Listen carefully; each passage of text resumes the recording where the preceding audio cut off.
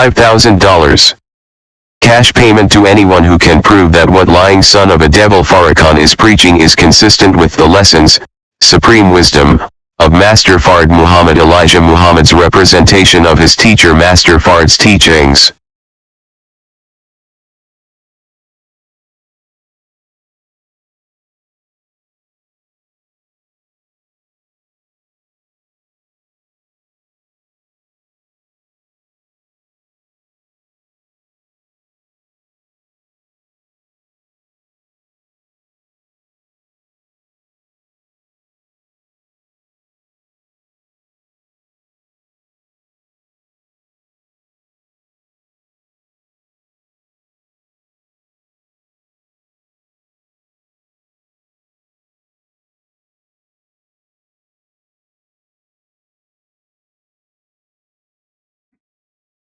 Alaikum, sisters and brothers. Suleiman Rahim here. Break at 7 seals. Brothers and sisters, I want to make a short redux of what I spoke about yesterday. Make sure it's clear. But if you, or for those who are thinking the message of covenant, want to go home, you pay close attention. Because you need to know what time it is. You don't know from these fools and clowns out there. They want every price. That's your right to tell you everything you need to know. Because that challenge has been out for years, and not one person has ever stepped up, claim it. Or they say nasty things about me. I'm jealous of Farrakhan stuff. Why don't you click $5,000? Let's move on, brothers. I do intend to keep this short.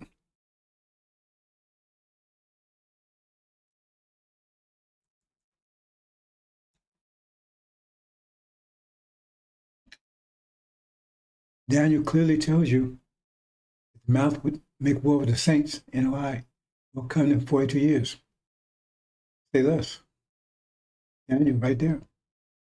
You are the saints, aren't you?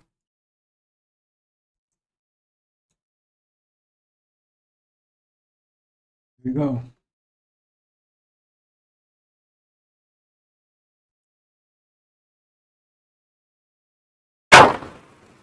I gotta do this. Do you mind? Yes, I'm gonna do something. I don't want to put my brother on the spot. See, this is this. This is something else. Love and faith transcends color. And the reason why we embrace Father Flavor as a brother is because we find him on the battlefield of justice, being a true disciple of Jesus. And the last thing I'll say is, you'll never call us racist. Yes, sir. Yes, sir. Because this day that we honor, Yes, sir. Master Fard Muhammad, if you see an image of him, put his image up. Yes, sir. That's the man whose father was a black man and his mother a Caucasian. And how many of us have a parent that's a Caucasian or grandparent? It's not about color. Yeah. It's about our submission to the will of God. Find common ground in unity. So I'm only one shade lighter than you. And Mustafa may be 4 more shades lighter. We a family. Let's stay a family, be a family, and love each other as God would have us to love each other. We love you, Father. Happy Savior's Day. I had to do that. We love you. One more time, brother.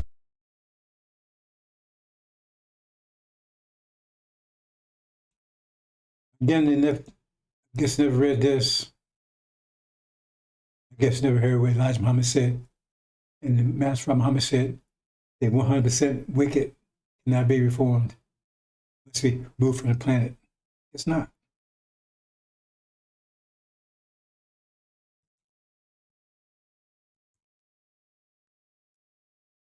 Do you then believe in a part of the book and disbelieve in the other?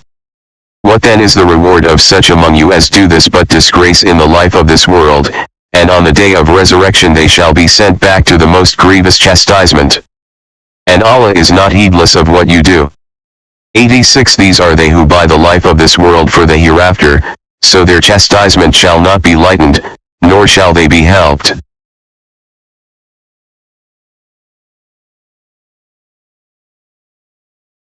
Proved over and over again, they do that all the time.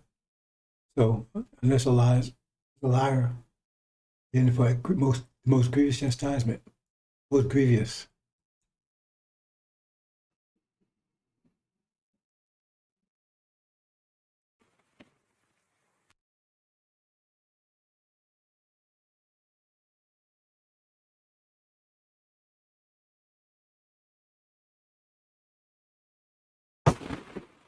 Rest of the covenant. Malachi 3:1. Behold, I will send my messenger, and he shall prepare the way before me, and the Lord, whom ye seek, shall suddenly come to his temple, even the messenger of the covenant, whom ye delight in. Behold, he shall come, saith the Lord of hosts. They believe the first part, they believe the second part. Because it says that's another messenger. They say Elijah, the last one. That's not what God says. So, who's the liar? Who's the fool there?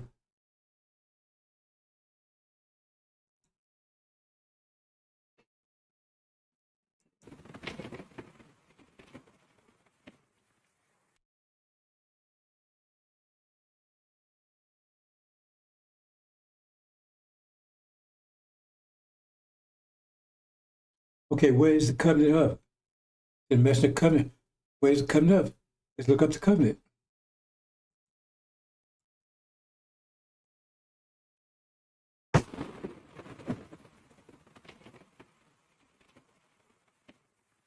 Genesis 15:12. And when the sun was going down, a deep sleep fell upon Abram, and, lo, an horror of great darkness fell upon him. 13 And he said unto Abram, Know of a surety that thy seed shall be a stranger in a land that is not theirs, and shall serve them, and they shall afflict them 400 years.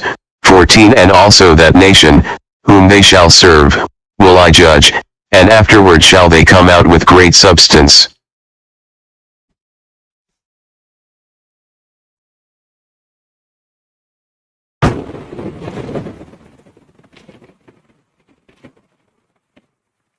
Genesis 15:18.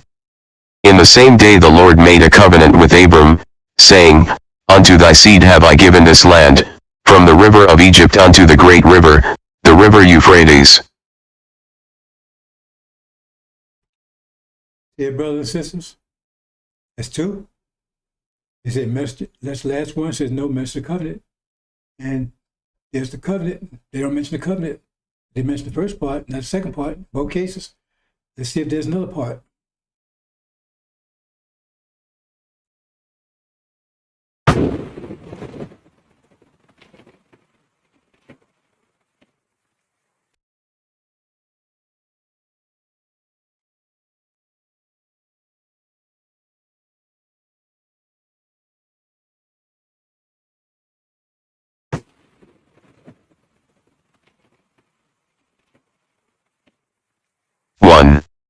Now after the death of Moses the servant of the Lord it came to pass, that the Lord spake unto Joshua the son of Nun, Moses' minister, saying, To Moses my servant is dead, now therefore arise, go over this Jordan, thou, and all this people, unto the land which I do give to them, even to the children of Israel.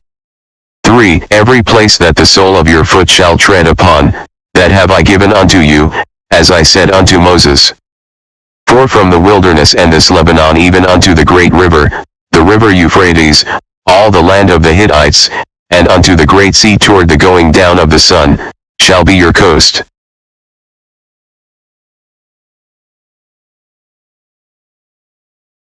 Now, brothers and sisters, we have the message of the covenant. The covenant is an identity of the message of the covenant. Joshua and Aaron was lost in the wilderness. Slain with along with his father in the wilderness. It's over Aaron to Joshua. What does that mean? You figure it out. If you can.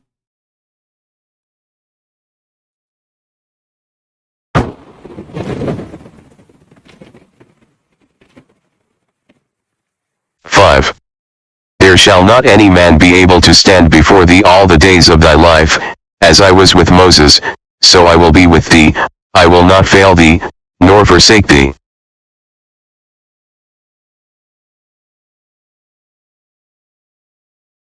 That's where he'd be. Joshua wasn't that where Aaron was. Farrakhan blew his ass up with cancer. He said, we ain't going nowhere. And this is the covenant. He said, we are going somewhere. Who are you going to believe?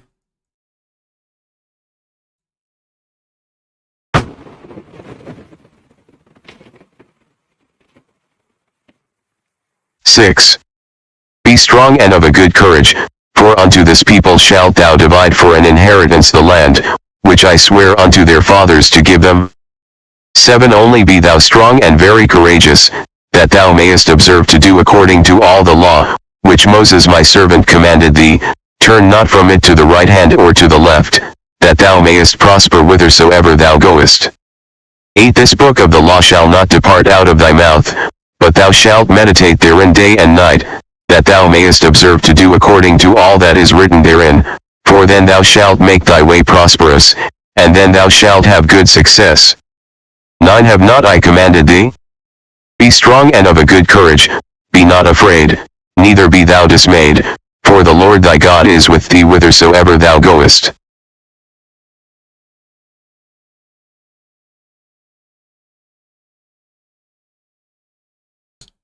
That he's talking to here. Aaron, Farrakhan, Trace, pissing in the bag, going around wheelchair, Joshua. In a minute.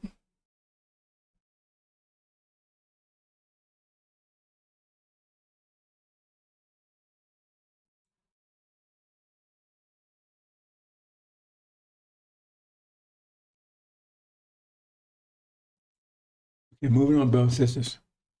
Here, look here. See, try to trick people. Say, well, Elijah says, we should call him devil. He never said that. He's misquoting him. Secondly, in one of his last, I can't find it, but the last one of his Savior's Day, he denounced the devils. And he said that he has never given any secret knowledge to any of his ministers. What he said. How come Farrakhan don't heard the fact that devils ain't devils no more? He probably put it off like it was a rude thing. But we don't want to call him that no more. You know, we're going to be nice. No, but now look, he's sleeping with him, kissing him and everything else. So he meant it exactly like they meant it. They went told access to daddy.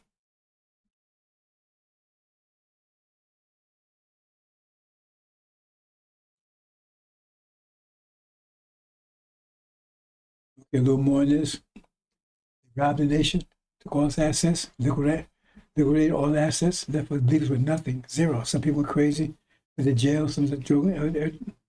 But you can't totally blame it on them because they didn't pay attention to Elijah. They just fell into that trap. They fell into that trap. Well, they would hit. Move on, brothers and sisters.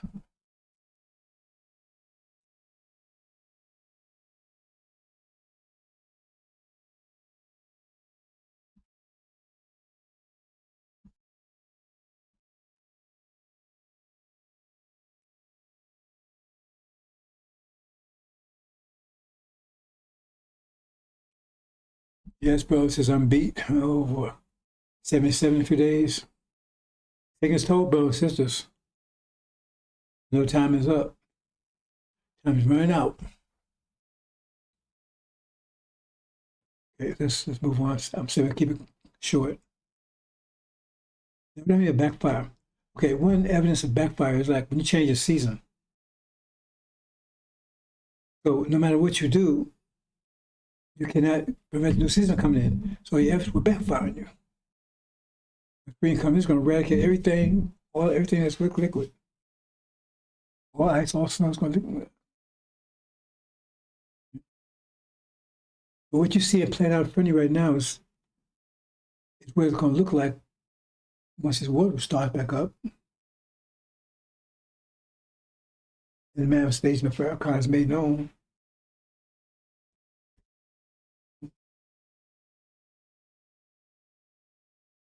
Then it's going to be a big shaking. When you can imagine. One day you come together as gods. In a plane they can't touch. Then you got almost the same amount of people trying to take control of them. We don't want to control you. We want to get the hell out of here. Once we madness, brothers and sisters, let's move on. Like I said. Beat.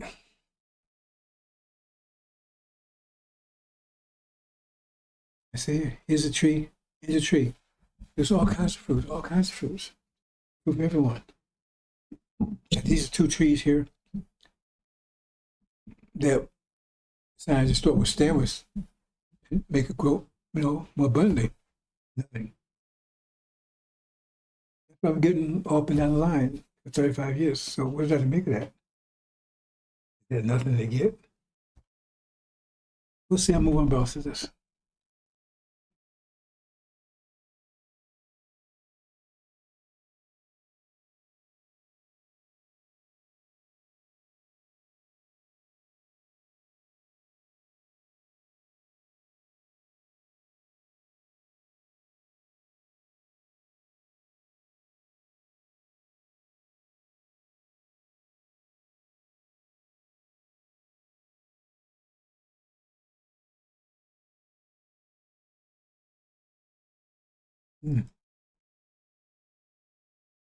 Going backwards here.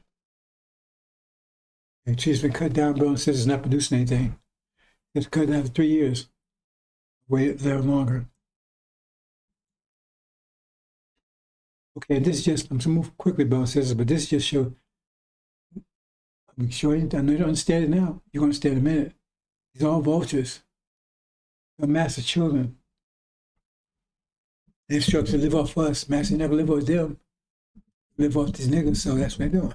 The politicians, the ministers, everything else. Go on, brothers and sisters.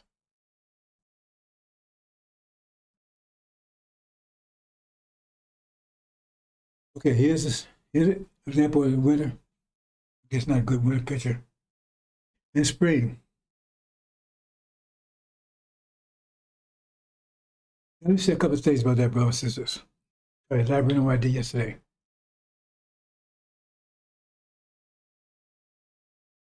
Well, everything they're doing right now is going to backfire. Usually, when Allah makes bring a judgment, He manifests to people who He's going to execute judgment on, so they can say it works.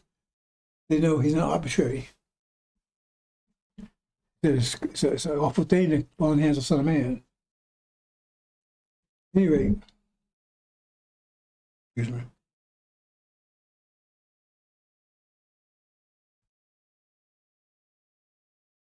For 5,000 years, 6,000 years,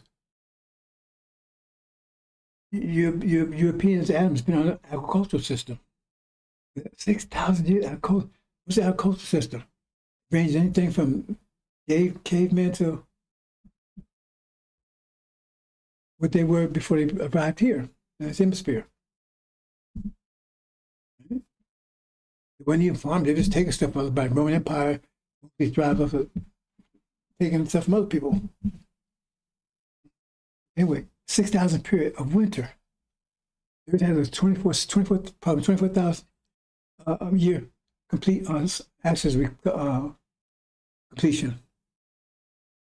So it's divided into 60,000 year periods. Each one's a season. And we just come through the winter season Yakub. Is the God that's seasoned. They say Satan is the God of this world. They talk about the season.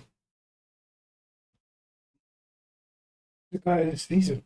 This season is evaporating, and spring is coming in. Now, spring comes, it eradicates everything of the winter. Eradicates everything of the winter. If you're a spring person, never experienced a summer, then that's you have no idea what to expect. But they're against spring.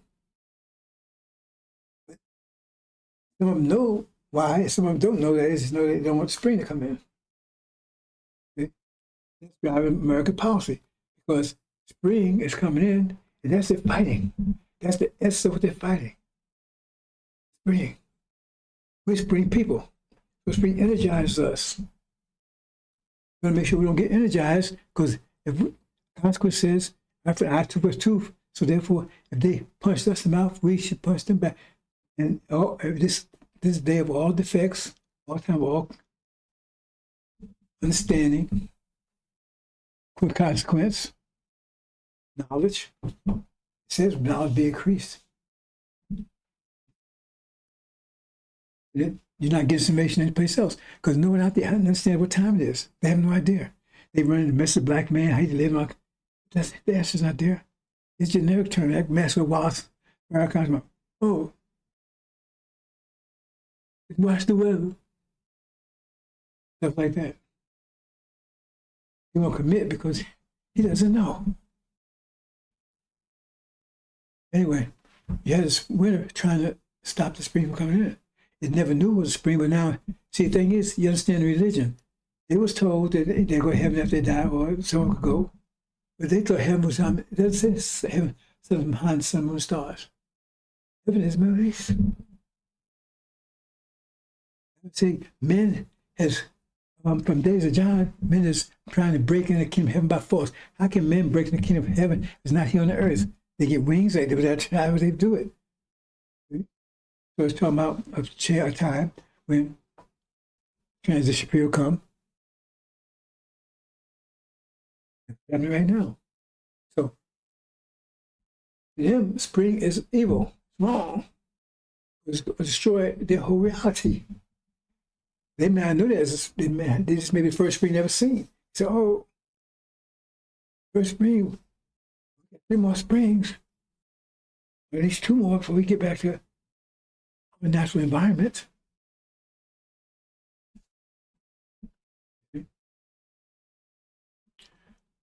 So they're fighting the spring. Now, what would that look like? Okay, spring, things warm up, global warming. Yeah, global warming is bad for them, it's good for us. But no, that's not what they want, because it will destroy their society, destroy their wealth and everything built on snow or cold. All that's gone. Americans are total debt and everything else. That doesn't matter. The point is, that's symptomatic of their being crushed. Americans in the process of being crushed right now. But what you see is the validation of that process, because he's getting worse and worse every day. Until the point he gets to the point where he actually is going to turn to diamonds, get burned to dust. That's what's happening. They don't want you to know, they don't want you to understand what's happening, because they think in part you're the reason why it's happening. If they get rid of you, everything's go back to normal. So you see here, right, on the left-hand side, you see our culture age, which they went through 6,000 years, virtually no change. If you go back 6,000 years ago, they're virtually pretty much like they are right now. There's few exceptions.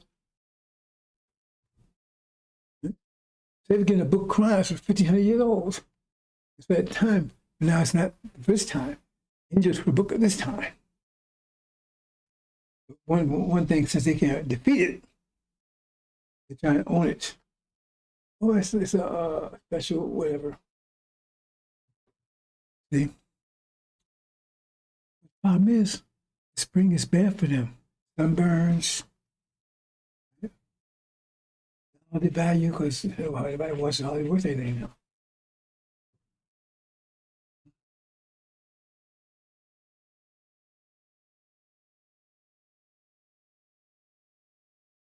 Understand, brothers and sisters? So what's happening is that The backfire is that, say you're spitting in the wind. If you spit in the wind, what's going to hit you in the face? Backfire. What they're trying to do is trying to stop something that cannot be stopped. They're trying to stop the wind from the spring coming in. First of all, they don't know much about spring, but they never seen anything like this before because they was created in the winter. And so they thought that was it. If you talk to the devils before they find out what you're talking about, if you get to them, ask them, I guarantee they know a lot about the inner say so to speak, by education. Bad education, like I said, that's why I left and taught myself. Said I waste time with this.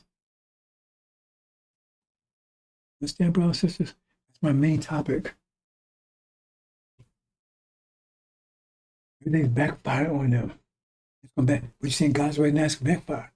When that war resumes, it's going to turn.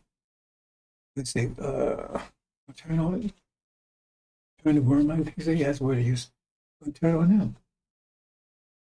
It's going to be a bloodbath in the middle that you can imagine. And so we're going to extend to here. So you get your reparation if you want to, get it. I hope you like smoking money, because that's what you'll be doing with it, if that. Hope you understand, brothers and sisters. Let's move on. I got some more information, you'll see. You ask, how after 6,000 years, we're going to have no innovation? None. 6,000 years, how is that possible? Because that's the season. It was adapted to that season. Now, the new season's coming in. It's jeopardizing the old system, but they can't stop it.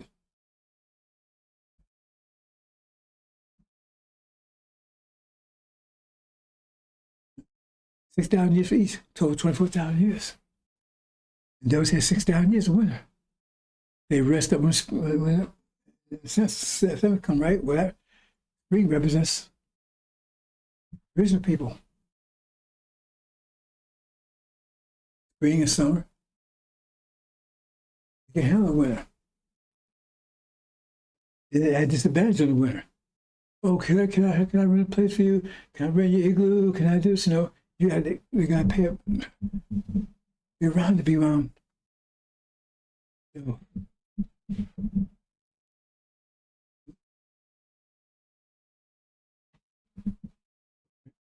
Winter. And they got us in the winter with them. We're spring, summer people. They made a disadvantage. Disadvantage.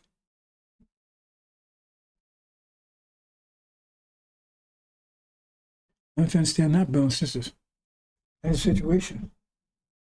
So, because if they allow spring to come in, and we're empowered, they have no power because their power is in the watch the weather, winter, cold, snow, etc. Oh, that's gone. No power. The spring people have power. They worried that the spring people would take advantage of them.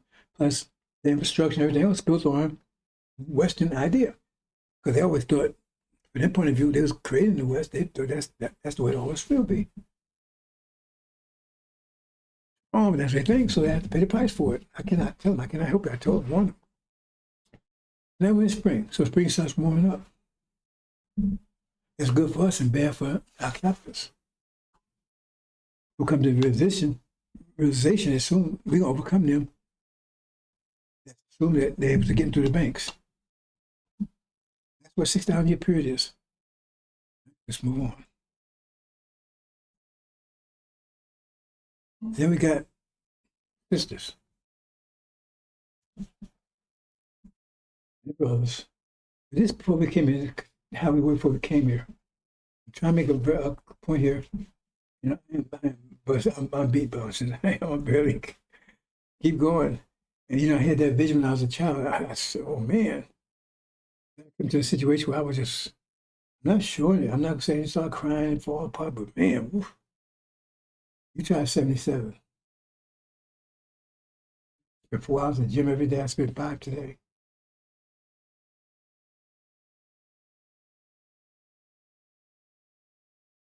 so forth. So on, they have to, you got to. You can't. If they have more than 2 hours, you wake up, your back hurt. Ooh. I never thought I was make past 50. I mean, I had desire. Here I'm 77 next month. Unbelievable.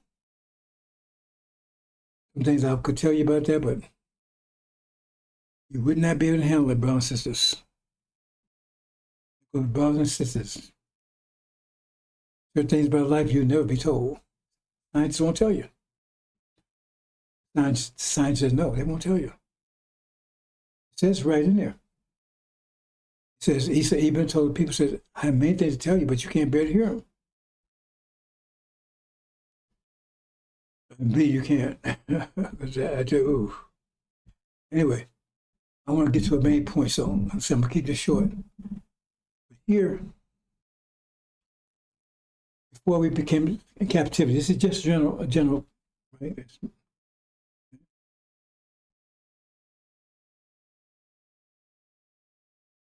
Right? Before a division.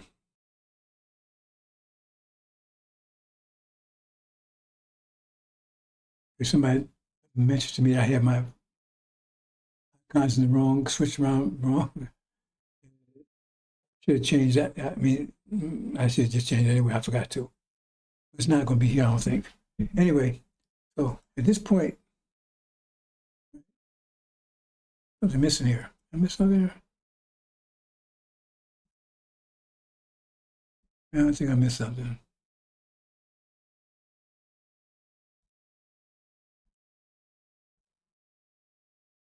I did. Oh, I know I missed. Okay. I got to take this out too. Bottom line is, brothers and sisters, here, let's go ahead. Work on another project, and it's going to take a little longer than I expect to take. 7 thunders. So you can't do that in one day. You can't do it in 2 days. It took me a while, 30 years ago, didn't realize there was a book. And then put the parts together. Put those parts together wasn't easy. See, that's one thing. You see people, and some people thinking this is not a Facebook page. I'm on Facebook. I don't want to be. It's where people are. And they say, "Oh, that's what I do is not easy." Believe me. These graphics takes a while to put them together. First, you have to think what you want. Decide. You have to be creative. You have to put it together in a way that can make sense. If you think of it, do something easy, but I don't see anyone else doing it. Anyway, let's go here. I missed a couple things I've brought since I'm saying I'm going to make this short. I really didn't need them there to make this point. But anyway, so our people in captivity, okay, as a result of the so-called Civil War, and that's not so together, we broke our chains, and then we divided in 2 groups. Because we do have 2 groups of people here. We have skin folk and kinfolk. But they tell us we're all the same. There's a reason for that, because we're not the same. The chaff and the wheat are 2 different things. The Bible tells you that, but they look similar. And so the enemy sowed the chaff amongst the wheat. But we don't pay attention to those things. Okay? Anyway, so that's the case. So here you go. You know, one say, I'm taking this path. The other say, I'm taking another path. I don't know how to do math. I'm going to get as far away as I can. For them, the city was far away because they didn't know about Africa. They didn't know anything. They just wanted to get away from Massa. And that's the best way they could do it. Right? And that was coming by the blues. Okay, I'm going to leave those things because I've been taking my brothers and sisters. His main point. So then, about 50 years later, they feel jazzy because you start finding about Africa and stuff like about history. But then you got another path here. They don't care about your history. They want to be more like, they don't care about this history, African history. They want more about European history. They want to be with Massa, be more like Massa. They call it Eurocentric. Means the idea is the pride. The base of the idea, the foundation is based on the nature of devils, which they are. So they have the vision here. The path is going further and further apart. correspond to different ages. Okay. I'm not going to, I told this in the first my presentation, so you can, anyway. Then about 50 years later, remember, approximately 50 years, they got a new sound, Motown, separation even greater. And then they want to not just be with Master, not just act like Master, they want to be separated Master. Right? Well, I say separate, integrated. They want to be Master, civil rights, whole thing. We separate. I keep that separated, accept it. I'm tired about since I am. Oh, they want to be accepted.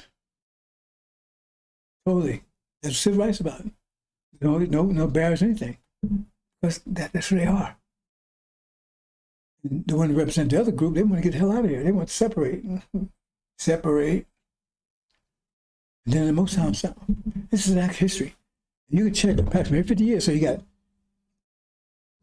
the separation of ideas, and you also this music. See, keep up with this pace. So let's go forward another 50 years.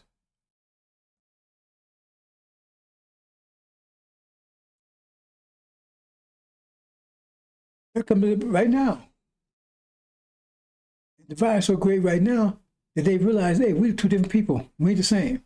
We're also all black. No, different people. They're demons. They're skin folk. Skin folk over here, right? So let's look and see if you have a minister of this one, what would he sound like? Minister of this side, what would he sound like? Because remember, this one's leading this direction, this leading this direction. So let's see what this one would be, what this will be saying if this is the correct person.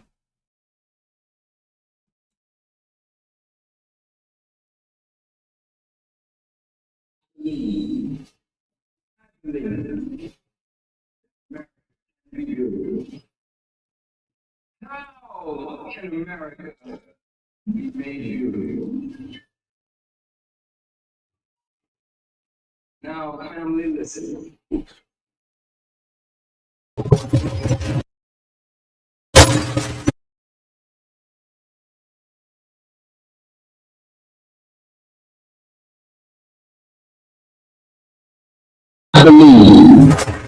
I believe that America can be beautiful. How can America be made beautiful? Now, family, listen. My brother Imam Waterford and I have had disagreement. But his followers and mine have never given each other as much as a bloody nose.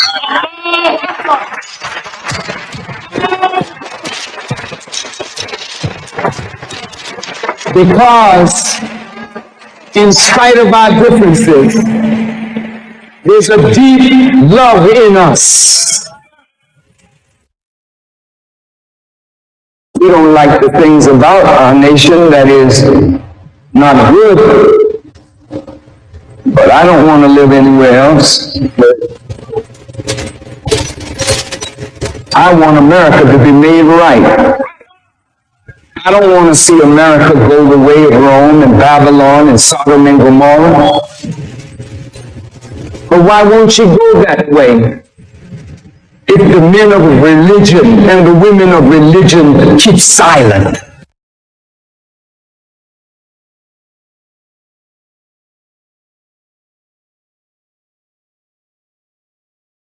Dear brothers and sisters, how does that sound like? Does that sound like the pastor there? That person leading you to. Because Master Muhammad said they cannot be redeemed. So he knows more than Master Muhammad because the letter says they cannot be redeemed. They cannot be. See? It says they're 100% wicked.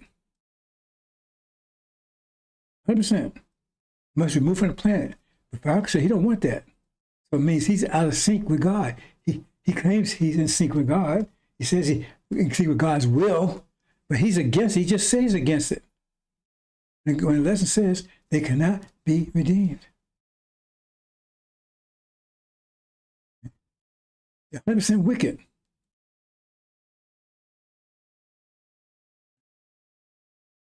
And it must be removed from the planet. He just says the opposite. So he knows more than God. He's not representing God. Let's smash my heart. He had to change your heart over the years. Let's see what I say about, man, we're odds with each other now since we realize we're two different people. So he has said about America he loves. Let's see what he said about NOI, saints.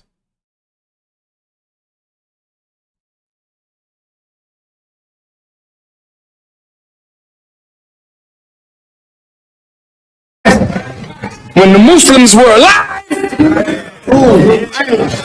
I'll say it again. When the Muslims were alive, you dead as hell now on both sides. Yes, sir, brother. Yes, we are.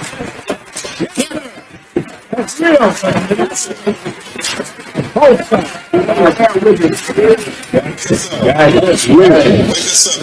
When we were alive, we set up schools. That's right. When we were alive, we had supermarkets. We owned buildings.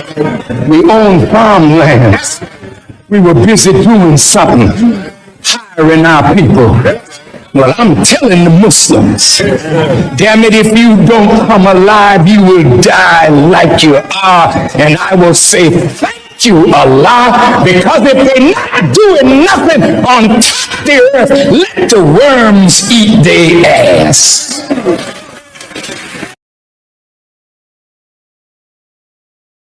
Brothers, sisters, both sides, male and female. You know why? Have love of the devils. That sounded like different pastor and master from Muhammad left for us to follow. Definitely not the one Elijah Muhammad left. I was with Elijah Muhammad.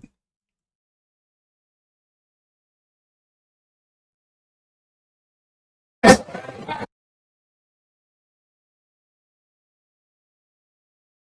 we go.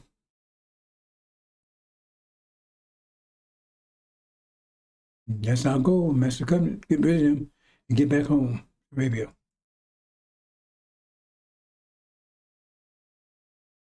Okay, I'm going to move on, brothers and sisters. But it's clear what the Master Covenant will be saying. He says, hey, here's the Master Covenant. Let's go home. Get away from these devils. The devils.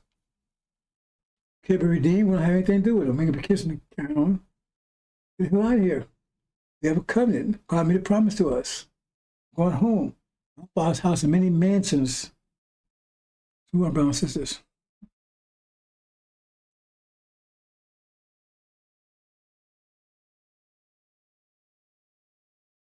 Okay, what I'm going to show you here, brothers, says this. And I'm going to close. Hopefully I'll close quickly. Well, let me do it from here. We're in America here. And the problem is that spring is coming in and we're summer people. So spring is to our benefit. They're winter people. They're winter people, and this is just not an analogy, brothers and sisters. Because we have 4 seasons every 24,000 year cycle. That's why 6,000 years apiece. Every 25, it's probably 24 to 25,000 years, and it's divided into 4 parts. We just come out of winter season. The winter people had control of the winter season. That means everybody at a disadvantage during the winter that weren't winter people. And summer people be most disadvantaged. That was us. Who's freezing? Who's immobile? Freezing. Still. Their control. Begging for heat. Okay. Now, but 6,000 years, that was the winter cycle. Now, the winter transitions to spring. So spring starts coming in, but these people knew nothing about the spring. See, I got this other project working on. I really wanted to explain this, brothers and sisters.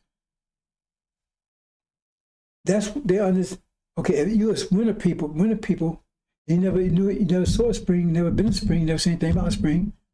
Well, somebody tell about spring, right? Something like after you die. You're gonna go, there's heaven after this life. Oh, hereafter. Oh, that must be in heaven someplace, because they don't see.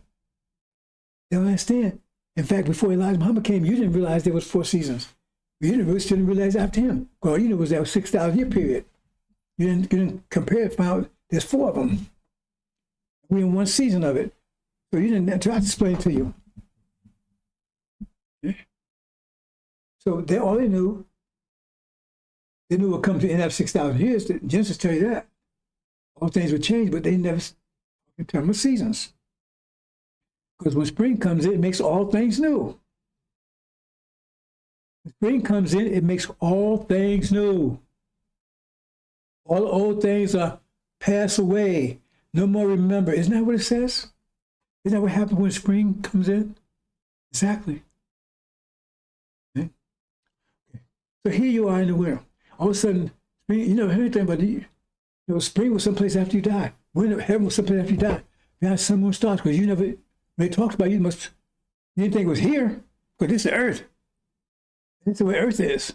You didn't think it was a seasonal change on the earth. So that's why you projected someplace after you die or someplace else. Even so-called Sunnis and them is, they projected at hereafter was someplace beyond this reality.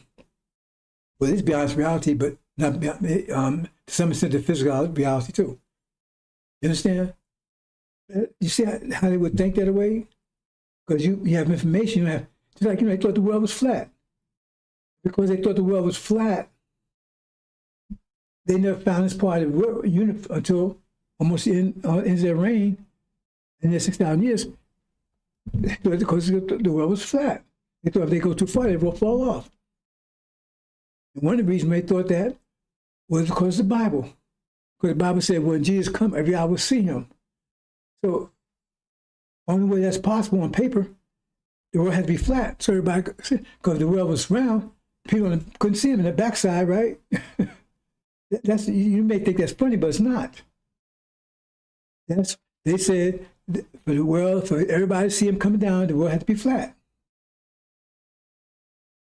Yes, I misunderstand the Bible. It can throw you off.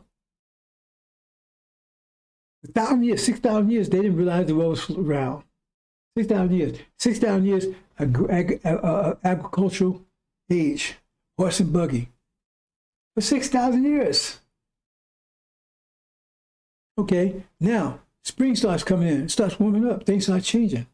A new environment comes in. Spring comes in, right? You do different things. Oh, trees start blooming. Things start happening different, right? You see? Get maybe more rain and stuff. Oh, climate change. Oh, man, what is that? That's bad for us. All that rain is going to melt our snow. You see? It's not that it's bad. It's bad for their reality. And so, from their point of view, that's bad. But people in the spring point of view, that's good. It's only bad if they under control of the winter people who have got their mind, and so they think it's bad too, even though it's for their benefit. In other words, it's their season coming in. If your season is spring, your season coming in, that's good. But if you're told that, hey, that you got the same mind as the winter people, then you don't want that to come in either. I mean, spring, man, that's global woman. You're talking the same old crap, not realizing. They said the man was beating himself. That means he had knowledge. His knowledge base, everything was against himself. Another way of looking at it is, if he's beating himself, right, then things was coming in was for his purpose, and he was trying to stop what was coming in. Remember, he's beating himself, right? So, look that clearly, right? If you're beating yourself, say your environment, you're beating yourself with the environment, then that means the environment is good for you?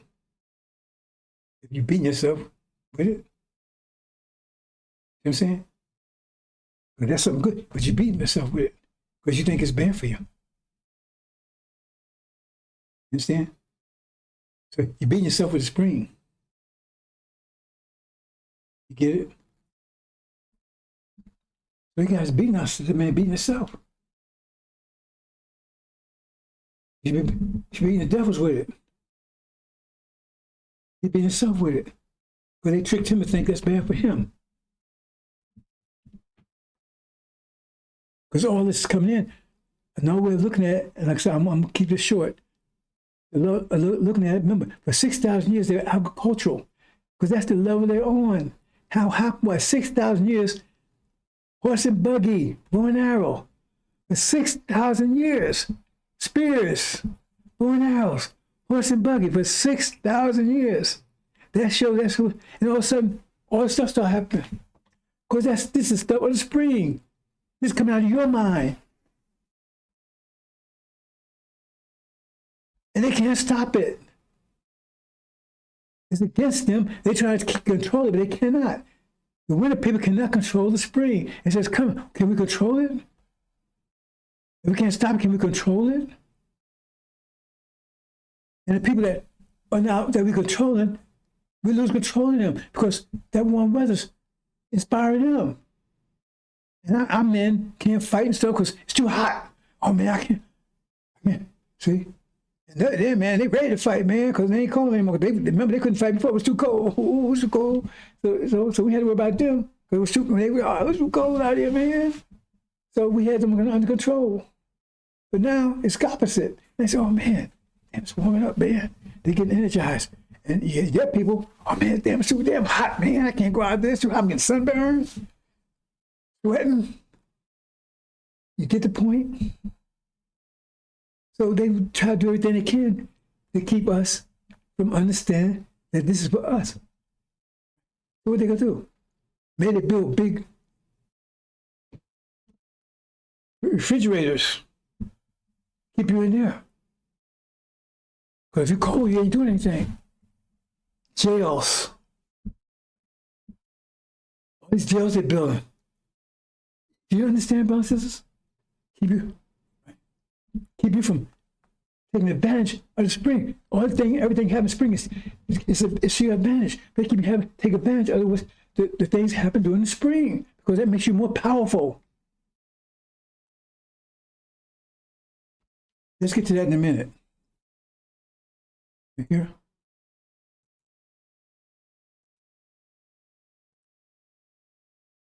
They brought us over here. And divided us all up, kept us all divided, right? Demons mix their seed in with ours, keep us confused, mix in the wolves and sheep clothing, and it keeps us all confused against each other because we don't know who's who. That's the demons, those, right? Preachers and all that kind of stuff, right? And then they put a well, I'm missing something here. And then because of Elijah come and start telling, hey man, spring is coming.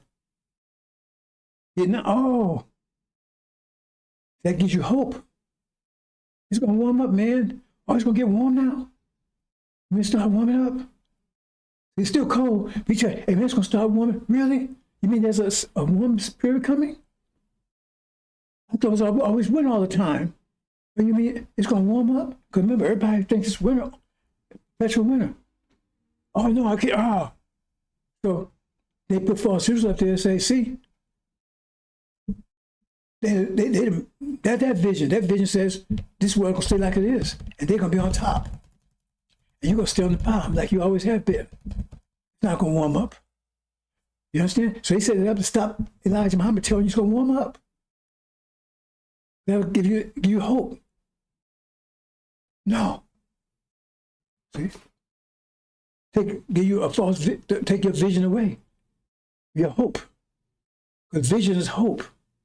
Take your hope away. See, we had no hope. What hope do we have? Before Elijah came, we had no hope. We just had to go along with the devil's toes too. Our hope was just they didn't beat us up. They don't kill us and rape us, well, you know, be nice to us. You know what I'm saying? So it sets up, make sure we have no hope, so we stay in that condition. He started announcing the spring is coming. Spring, what the hell is spring? The hereafter, what hereafter? I thought we had to be dead to go to hereafter. Remember, that's what we're thinking. He's coming to tell you, you have to die to go. No, see, you understand? He had to come and tell you, you have to die to go to heaven. What? See, because that's the idea we had. He said, no, it's here. Heaven is here. He had to tell you that. Because, see, the way of thinking we had. Heaven is here. It's coming. You have to die to do it. But that's what people told us. That's what they understood, and that's what they told us. Think about that. If you can think about that. Okay? So then, now the benefits, remember the spring come, remember for 6,000 years, no industrial, no electronics, nothing. All of a sudden industrial. That's a sign of spring. How did Master Muhammad what Mother plays is a result of an industrial idea. Industry. They had to build a thing, manufacturing on a level they never could imagine. Because that's the new world's coming in. Remember, 6,000 years, they never saw that because it was winter. This is part of the spring, industrial, electronics, AI, all that stuff. That's the new world is coming in. Spring starts coming. You don't go from 40 degrees to 9 degrees overnight. No, 40 degrees, 45 degrees, 47, 48. You see what I'm saying? And so they said, hey, this is going to help them niggers. See? Hey, we already got them in freezers, so they don't know anything about no spring. Keep them cold. Got to keep them cold. As long as they're cold, they ain't doing anything. So you give them the industry, okay, they start warming up. Oh, give it to somebody else. Don't let them have it. They send over to China. Let them have it. Oh, wow. Something about to happen, bro. Since I had a deja vu moment like I never had before in my life. I'm not on crack. Wow. It's like this thing right here I'm talking about has happened before. Exactly. Something's about to happen. We'll see. Oh. And then I had deja vu movies before, but not like this one. That was strong. That was strong. I need to stop and think about that one. Let me move on. Ooh. Anyway, man, that was strong. I don't know if you had a deja vu moment, brother. That was like, wow. Anyway. You understand what I'm saying? This is evidence of the spring coming in. That's one of the reasons Master Muhammad came to talk about that plane, let you know that's what we're moving towards. We're not going back to horse and buggy. We're not going back to here after we sitting around in the jungle playing with lions and carrying all that sand on carpets. We're going back to highly technical. How you going to control the universe? By some of the magic wand? We're going to travel through the universe. Super technology. That's coming in. Remember, for 6,000 years, they never saw any evidences until now all of a sudden the spring's coming in. That's a sign of it. And they say, oh. And they make sure we don't get it. Because remember, spring is for spring empowers us, energizes us. Because in spring, we have control of them. They don't want that. They want spring to come in, and they want us. Any part of it, if it does come in, right? And so any sign of it, right? So jails, industrial, right? Send what happened? Do what? Oh, service jobs. You had a meter. Send them down. Give them to, I got to change the arrow around anyway. South America. All this is signs of spring coming in. But you don't know it. They don't want you to know that. Because they don't want you to have any hope. Because you got hope. Hope is powerful. That means you might start fighting now because you know you're going to get stronger every day. Remember, the spring people are getting stronger every day. As the Quran says, the wicked become ever weak. They get weaker every day. We get stronger every day. So they got to prevent you from realizing that strength and realizing what the nature of the strength. Because hope is strength in itself. Hope is strength in itself. Let me say something else before I forget, right? You know, say, for instance, you take a person, they go in and they lift 200 pounds at the gym, right? They lift 200 pounds. They had to invest energy in their muscles to lift 200 pounds. They invested, let me say it again, they invested energy into their muscles, lift 200. That's how he's able to do it. Because they couldn't do a cold turkey, walking over their 100-pound. No. They can invest energy into their muscles, and now they invest energy into their muscles. Let me say it again. They invest energy in their muscles, and they're able to do it.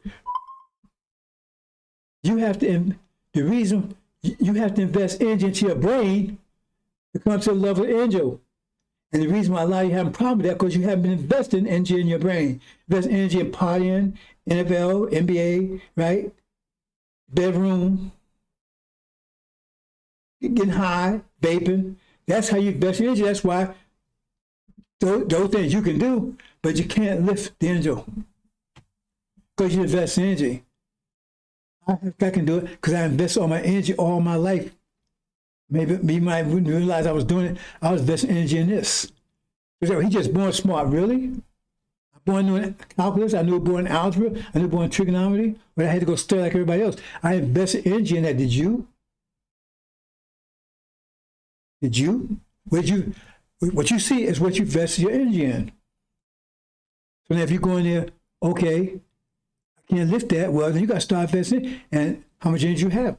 How much can you budget? How much can you put in? You see what I'm saying? It gets down to that. Okay, well, I get 1,000 units of energy a day. I got to do 990 for my family. And I only got 10 units left. Okay, I can do that. I put 2 in a day. But I need 1,000 to lift 200 pounds. That's going to take me a long time.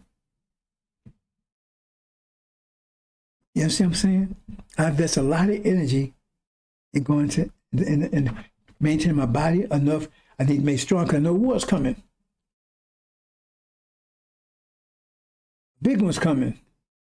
And I don't know whether they have a 77-year-old man leading it, but that's what it did. So I can't say so cry about it. I know, so I need to prepare for it. So I invested in that. But if you've been investing your energy in, so if you can't get things done, because that's look where you've been investing your energy. Let me move on. So that's what you're doing. See? Taking that and those things. Anything that looks like spring, they make sure it don't come anywhere near you. See? Then what? Now, that. But see, it's backfiring. Because by doing that, keep you from getting it, they have to give it, they can't use it for themselves either. Keep you from getting it, I give someone else, so they can't invest themselves. So that means all the nations around them invest in those things. They're taking that and they're investing that energy. So now all of a sudden China's strong, South America is strong, India is getting strong. It's backfiring on them. Because to keep us from getting it, they got to give it to them. So now they invest their, remember, it's all about quality. So the quality energy. So now China's become an industrial giant. How? Because America made an industrial giant because they didn't want, because think about it, if they had to get that technology, if they had to get an industry, kept it here, and you were still doing it, like you was in Detroit and everything else, look how powerful you would be right now. Look how powerful, see, you're powerful now, beating yourself up. You got a lot of energy now, but they're using it against you. Remember, the man was beating himself up. He's howling and crying. It means he had a lot of energy, but it's using against itself. That's why fire condom have it using against yourself. That's what you're using against them. Because you're powerful now against yourself. You don't have any discipline to turn into power anyway. So I put it this way, use all your energy against yourself. Man was using all his energy against itself. And that's what fire, ain't that what Scientology all about? Oh, it's your mind. Use your mind. Really? That's what Scientology is all about. No, it ain't about you. You're the problem. Well, it's true to some extent. But you know about vectors, you know the truth of it. You know what I'm saying? This is backfiring on them now. They're trying to recover, going to try to control Venezuela, going to try to control India. They can't. America is getting weaker and weaker because they send those things out. They keep us from getting it, but that means they lock it out for themselves too. So it's backfiring on them. So now China becomes strong and industrial, strongest on the planet. How? They got it from America. How did India? Got it from America. All of them get it from America. Why? Because they didn't want you, they would make sure you didn't get it. And think about what if you had a guy? Look how powerful you'd be right now in America. That's what they didn't want. But to do it, they had to hurt themselves. That's the big backfire. Okay? When you transition from one season to another, right? And you're in a negative season, everything you do can backfire. Because you're trying to stop spring, and it's going to backfire because you can't stop it. All the efforts you do to try to stop it is just going to backfire because you can't stop it. They're trying to stop you're trying to stop the day from coming in. Well, all your efforts going to backfire against you because you cannot stop. Because what you do is you try to stop so it can't be stopped. You understand? That's what's going on in the world. So America's losing power. And all these nations going to come, they're going to turn that energy back on America in a few more days. India and China, that's what I said. India and China is going to be walking the streets of America in a few more days. And so is South America too. America's not going to be able to defend itself because they gave all the industry to China, or the intellectual to India, service jobs to South America. And no one's going to help them because like they sanction everybody else, everybody's going to sanction them. I'm not going to help you. Trump going to be on his knees begging, please, please. No, he's attacking everybody and everybody attack them. It's backfiring because they're trying to maintain control over us. That's what's driving all that policy, trying to maintain control over us. And I can understand why they're doing it because they lose this lose situation for them. Because once they lose control of us, control is a two-way street. Am I saying that right? Either you control someone, they control you. So if they lose control of us, that means because we got control over them. They don't want us to get control over them because it might sound like vengeance. And that's what the Bible says. It does sound like vengeance. Do them and it's done to you.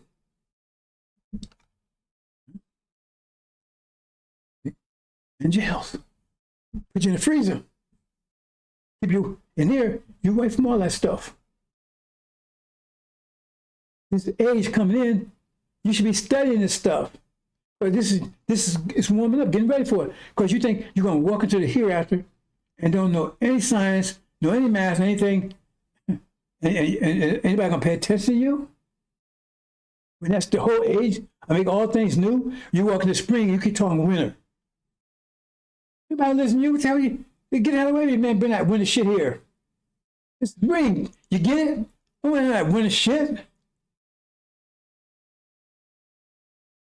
That's the way it's going to sound. That's the way it's going to come out. That's what you talk about. Because this, what you see is the root, and it's getting more complex. All this computer stuff, this is moving into the spring. We're moving close to Master Muhammad. He's got technology that's way beyond anything they got. How do you think they got there? You think, oh, you're going to get there and your way wide will come, somebody will smack on your ass, and all of a sudden you can understand this stuff? What you think? Mathematics went to that. Vectors, trigonometry, calculus, nuclear fission, and many other things I can't even talk to you about. And those type of vehicles, everything you're going to be driving around in. If you understand how to work with them. If you can't, you won't get a license if you want to look at it that way. I can't get people to understand that. People think, oh man, I'm gonna go to heaven, man. I'm just gonna lay around and eat the Doritos, man, and drink Kool-Aid. And I ain't gotta do that because the angels will come and bring it to me. Elijah Muhammad said, you wait for that if you want to. I know you ain't getting it. There's fire gonna have to move your ass, then you see. That's the point I'm trying to make here, boss. So I'm gonna leave it there. That's it. You're moving in transit, so all the stuff that is bad for them, it's not bad for them, it's good for you. Global woman, oh man, good woman. And then you talking, we got to stop global woman. No. Global woman warms the planet up. Be more like Africa rather than Alaska. Would you rather be more like African weather than Alaska? If you're original? Why would the planet warming up be bad for you? See, they built their civilization on icebergs, so to speak. So it started melting, and the whole thing collapsed. All these oceans, all the big seas and everything on the coastal lines, on the coastal plains. That means that the water rise, New York and all of them go down. But global warming, the water's going to rise because the ice melts. Ice poles are going to melt. That means it's going to reveal 2 more continents. 2 more continents. So you have twice as much land as you had before. 2 more continents. That's full of life and everything else. They dig down those icebergs and they found there's plant life and everything under there. Moving to a new season. And they got you thinking that's bad. So you're going to help them try to stop the spring, and you're going to be destroying the process because the spring cannot be stopped. And Farrakhan's job is to make you stop thinking spring. No, it's you. Make sure you don't have that vision. He took that vision away from you. We're going to stay here in the winter. I like it here in the winter. Ain't that what he said? I like it here in the winter. I don't want to go to a place else. Because he's a winter person. And he's telling you, you should like it too. So you help keep the spring out. If you wake up too fast, they'll throw your ass in the freezer. They tell you that everything's like the outside. It's very simple when you understand it. And this one, this is a big one. This going to the next. I told you we got a computer so fantastic that you can this make what they have look like dominoes. And AI is moving in that direction. But it's all against them. But see, the problem is they need this. See, it's like a dilemma. It's a catch-22 for them. They give everybody, so everybody's building this, using this energy, right, for this stuff, building it. So now, and they actually, maybe I should say this. Let me think about that for a minute. Okay, all these nations, right? They don't want the spring either. Right? On this level, all these weapons things matter. So industrial, because maybe moving next level, industrial age, AI, keep on going further. This is just a like embryonic stage. Right? But on this level of technology, level of understanding, they're more powerful, right? As far as quality concerned, in the military and every other aspect of America is because they're structuring their energy. America's not structuring energy, they're using energy just to keep us from getting it. In other words, trying to become an industrial power, that's against them too. Trying to become intellectual, that's against them too. They don't realize it because they focus on America. They think America's the problem. The problem is new season's coming in. That's why they're going to attack you too once they realize it. Once they take out America, then they're going to realize, oh, that wasn't it. That's what it says in Scripture. That once they take out America, that these 10 kings will make war with the Lamb. And realize, see, but that's what their level of thinking right now. Remember, they don't understand the spring coming in. They think this is where it is right now. So this technology right here is like a quality difference, and they become more powerful within this level of thinking. And so they think America is a problem. So they don't take out America because America's doing this, well, you know what they're doing. So that they take out America. Then they realize, they start fighting amongst themselves. Then they realize, no, they come after us because they realize, no, we're spring. Because remember, at this time, spring people are starting to rise. They come together as an army. They say, okay, oh, there's a spring army right there. And they love the spring. They love global warming. They love the heat. It's in their favor. At that time, they realize a new season's coming. It comes clear to them because it says this God's preaching all the world, then the end will come. So they know now, they understand. Because why would they attack us? You think their level of thinking is going to change. But right now, because they're low level thinking, they think America's the problem. America is the problem on this level. And then they could attack us. It's the last battle between winter and spring. Now, the battle with Esau, that's not a battle between spring and summer, spring and winter. No, that's spring war. That's who controls the spring. There's a whole different battle altogether there. Because they're going to be battling for spring too. That's why they're going to go to war with the winter too, China, India. You see what I'm saying? Because they want to battle for spring too. They said they should be in control of the spring. That's going to be Esau and Jacob. Esau and Jacob. I'm getting too complicated here, brothers and sisters. I want you to try to understand a clear idea of where we are right now. It's a change between seasons. That's what it's all about. And they cannot stop it. And they can't stop you. What will stop you is you. You want to stay in the freezer? Right? You want to get your frostbite? It's up to you. Let me check this out and close, brothers and sisters. I know I still went too long.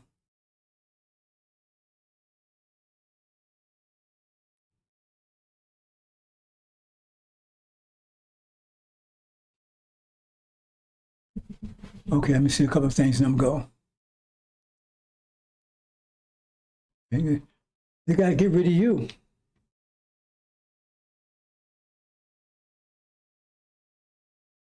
Why I got to get rid of you? Let me say it close as I can. I'm trying to understand what's going on here. Because these countries become more powerful because they get into them and they remember they got quality control of the energy, be industrialized now. Because remember, their whole military is built on these principles. So now China's becoming an industrial might. China's becoming intellectual might. Service jobs going. Come say, we got to bring people back, the immigrants back to help the farmers and stuff. Well, anyway. So now America's on attack because that's their level. Their level of thinking, military is industrial, intellectual, that kind of level. That's not the way it works. It's based on pressure, but they don't know that. But they got two-dimensional brains. So that's the way they see it. They feel to fight that to fight that off. They see it on a quality level, not a quantity level. Quality level. So hey, who got the most guns?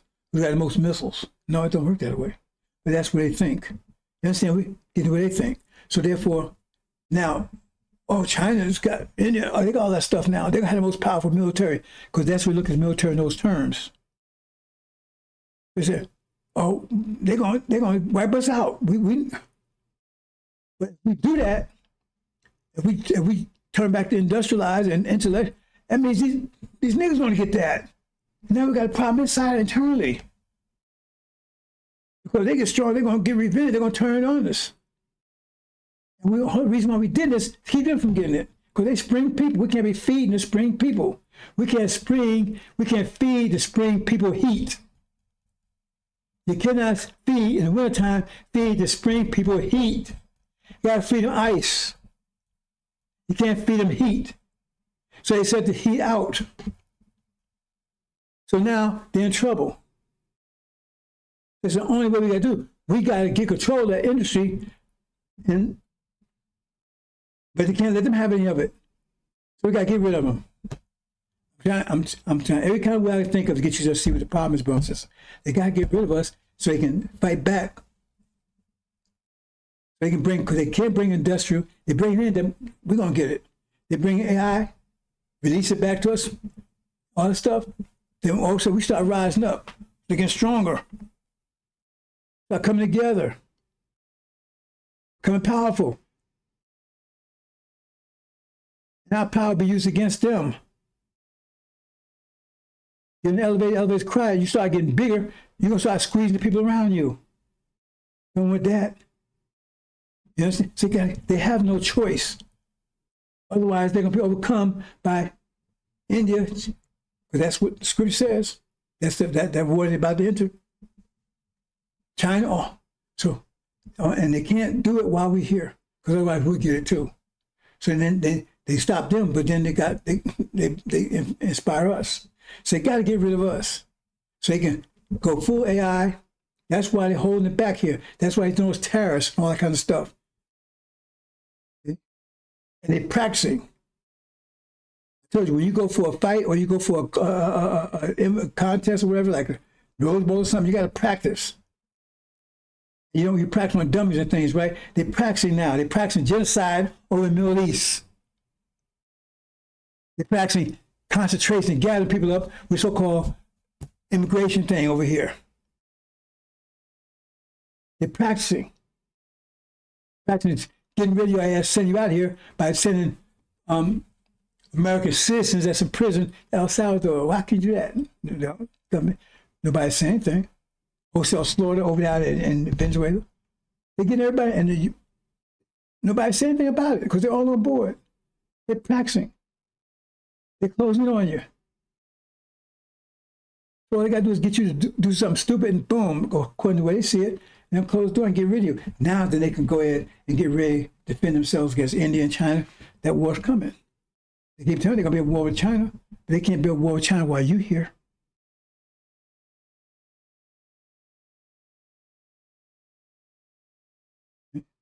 If y'all hear that's no, I'm not against that.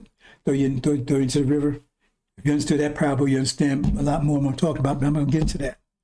You understand? I'm trying to get you to see, brothers. They got to get rid of you. Have no choice.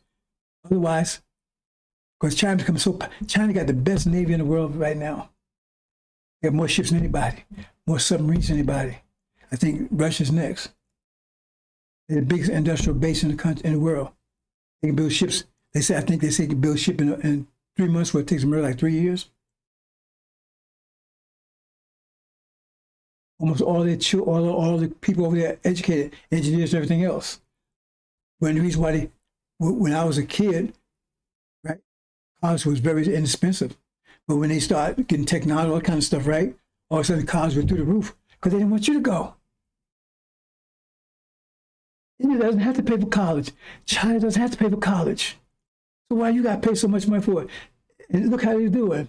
So why they make you pay so much? Because they want to keep you out of it. And if you go, they want you to learn how to scrub dog ass.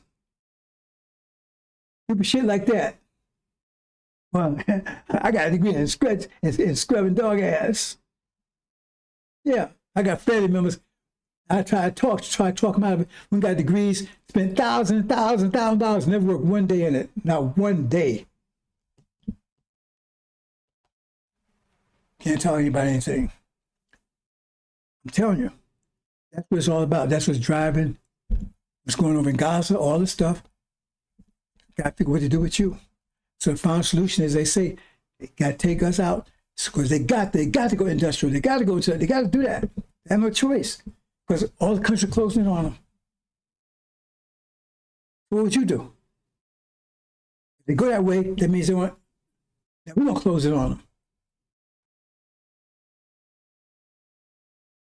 We got a lot to be vengeful for. Let's move on, brothers and sisters, and close. I don't know if I'm explaining this clear enough or not. I don't know. But you're going to find the hard way. It said you're going to find out the fire hit your ass, so I guess that's the truth.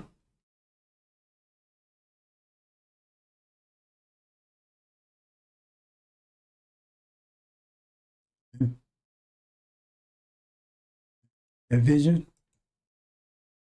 So we must take away that false Israel. Mass promise going to take false Israel out physically. And the measure covenant, take them out into minutes, and you're going to get your mind back. You're going to take it out physically. And that's going to allow measure covenant. It's taken out of your mind mentally. So you have your mind back. When you get your mind back,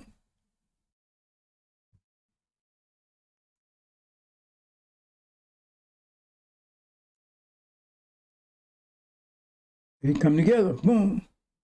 And these are demons. They come together too. Black on the outside, white on the inside. We separated. They don't want that to happen. Because now you're a exceeding great army. And you're going to take vengeance.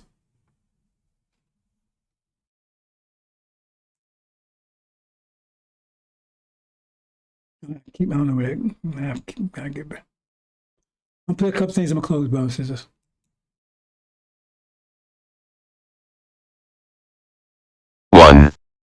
Now after the death of Moses the servant of the Lord it came to pass, that the Lord spake unto Joshua the son of Nun, Moses' minister, saying, To Moses my servant is dead, now therefore arise, go over this Jordan, thou, and all this people, unto the land which I do give to them, even to the children of Israel.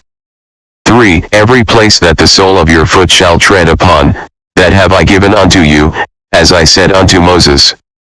4. From the wilderness and this Lebanon even unto the great river, the river Euphrates, all the land of the Hittites, and unto the great sea toward the going down of the sun, shall be your coast. 5. There shall not any man be able to stand before thee all the days of thy life, as I was with Moses, so I will be with thee, I will not fail thee, nor forsake thee.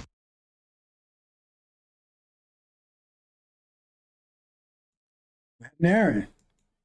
He's with the message of covenant. That lying dog, fake. Some of the devil,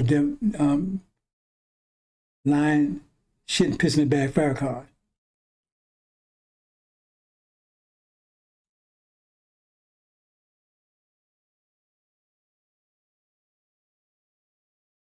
Six. Be strong and of a good courage, for unto this people shalt thou divide for an inheritance the land, which I swear unto their fathers to give them. 7. Only be thou strong and very courageous, that thou mayest observe to do according to all the law, which Moses my servant commanded thee, turn not from it to the right hand or to the left, that thou mayest prosper whithersoever thou goest. 8. This book of the law shall not depart out of thy mouth, but thou shalt meditate therein day and night, that thou mayest observe to do according to all that is written therein, for then thou shalt make thy way prosperous, and then thou shalt have good success. 9. Have not I commanded thee? Be strong and of a good courage, be not afraid, neither be thou dismayed, for the Lord thy God is with thee whithersoever thou goest. Don't talk about weapons or guns. If you understand how pressure works with a pressure system, greater power overcomes lesser power, period. See, because that's why it says Christ said, bleeding unseen. Because you say, oh, I see a gun, you see that, and you think that, no. If that was the case, we're in trouble. If you obey the law, discipline, it will not be able to harm you. I know you can't see that. That's where you have to have faith. That's a fact. That's your defense. But anyway, let's move on. And because God, oh, he's obeying the law, I'm keeping, no. That's just the way nature of it. That's the way nature, because our universe, our reality is based on pressure. And discipline times energy equals power or pressure. But what? Because power is pressure, but pressure is not necessarily power. Let me make sure I get that distinction clearly.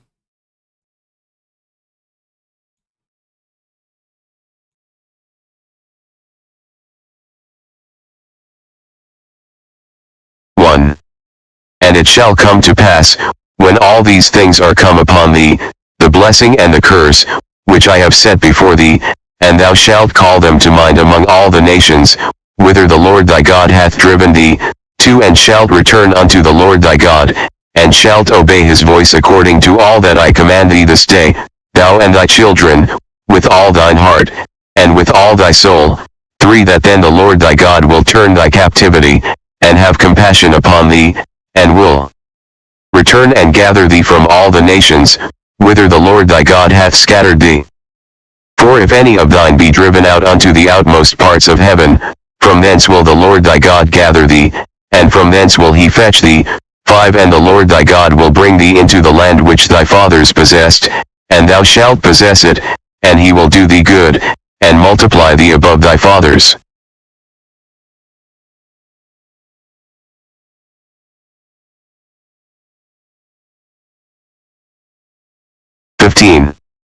See, I have set before thee this day life and good, and death and evil. 16. In that I command thee this day to love the Lord thy God, to walk in his ways, and to keep his commandments and his statutes and his judgments, that thou mayest live and multiply, and the Lord thy God shall bless thee in the land whither thou goest to possess it. 17. But if thine heart turn away, so that thou wilt not hear, but shalt be drawn away, and worship other gods, and serve them. 18. I denounce unto you this day, that ye shall surely perish, and that ye shall not prolong your days upon the land, whither thou passest over Jordan to go to possess it. 19. I call heaven and earth to record this day against you, that I have set before you life and death, blessing and cursing.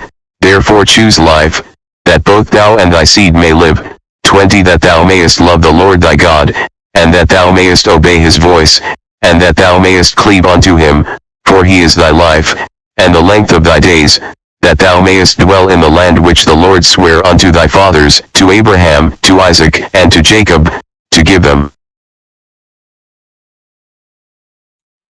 Was telling you in simple language, brothers and sisters, when I tell you that path, two different paths, you can choose the path of the Mr. Covenant, or the path of lying, no good, curse, Farrakhan, Benex, so-called Suman, so-called Melchizedek, Silas. You can choose that path, or you choose the path, Master Covenant.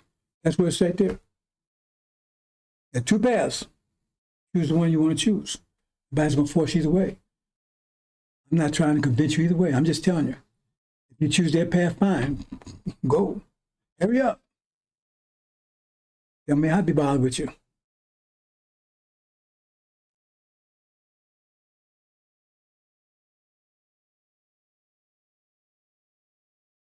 Okay, I'm clear here, brothers and sisters.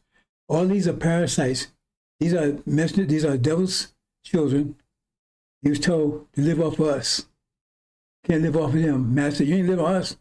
Live off them niggas. The preachers and all of them, they don't produce anything. Farrakhan's multi-millionaire has produced anything. He keeps saying he has not produced nothing. Excuse me, he hasn't produced anything. He has produced nothing. I was there. I know what the message had. I know it was like I lived totally within the framework of the Nation of Islam. Now it's all gone because of this lying dog right here.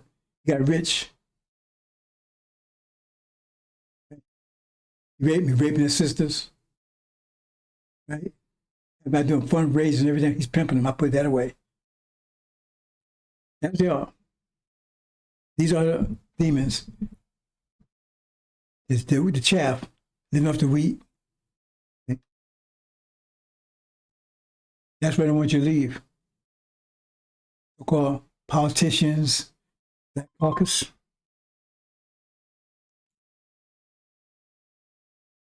This what they don't want to happen, bro. Sincere. They have total control over us. They have power over us. So they're crushing us, right? But if we start gaining discipline, they reverse. They don't want that. They said Farrakhan to make sure this never happens. Don't teach them discipline. Dianetics, Scientology, it's all you, right? No discipline. Christians don't teach discipline either. Or just believe in Jesus. Just believe in Farrakhan.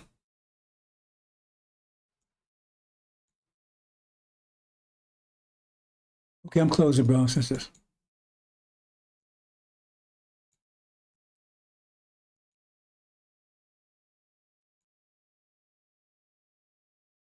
Here. They want this. Separation has to take place. Separation. Skin folk from the black folks. Skin folk from the kin folks. Original people, demons. No weapon that's formed against thee shall prosper. This is what's about to happen to you, brothers and sisters, because you haven't been listening. Going through tribulation, you causing the tribulation that you're going through. Men's hearts burning for fear of the expectation of those things coming upon the earth, for the powers of heaven be shaken. That means the powers of heaven had to be here. How would they know it was shaken? One Heaven, chapter 11. Okay, I'm closing here, brothers and sisters, but I'll leave you this. This is your discipline gym. I'm working on a project, but hopefully I can get and explain some more detail. This is your discipline gym. It's the law. They tell you, obey this law, follow this law. The more you do it, the better it is. They will not be able to harm you in any way. You understand how things work. Assalamu alaikum.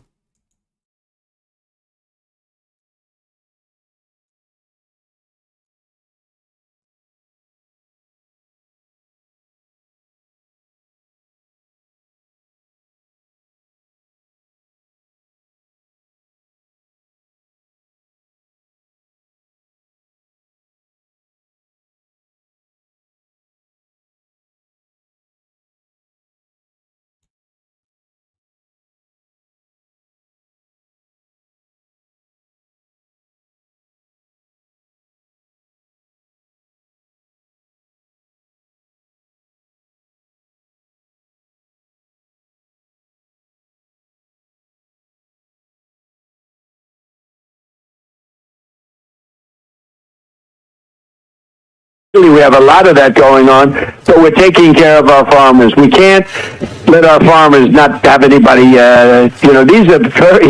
these people, you can't replace them very easily. People that live in the inner city are not doing that work. They're just not doing that work. And they've tried, we've tried, everybody tried.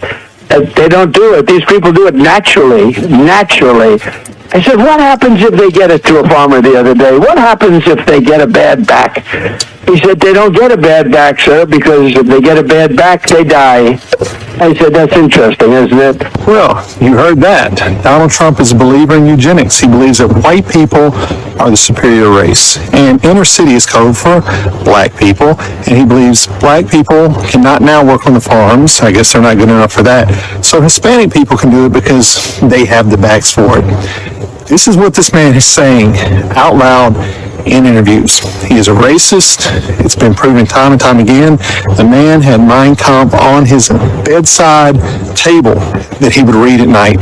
Enough to let you know where he stands on that. Just more outrageous, racist things from Donald Trump. They want to arrest those who can do the farm work well until their backs give out. And then he'll probably ship them to El Salvador or some other country. Just more vile statements from the president and let you know where he stands.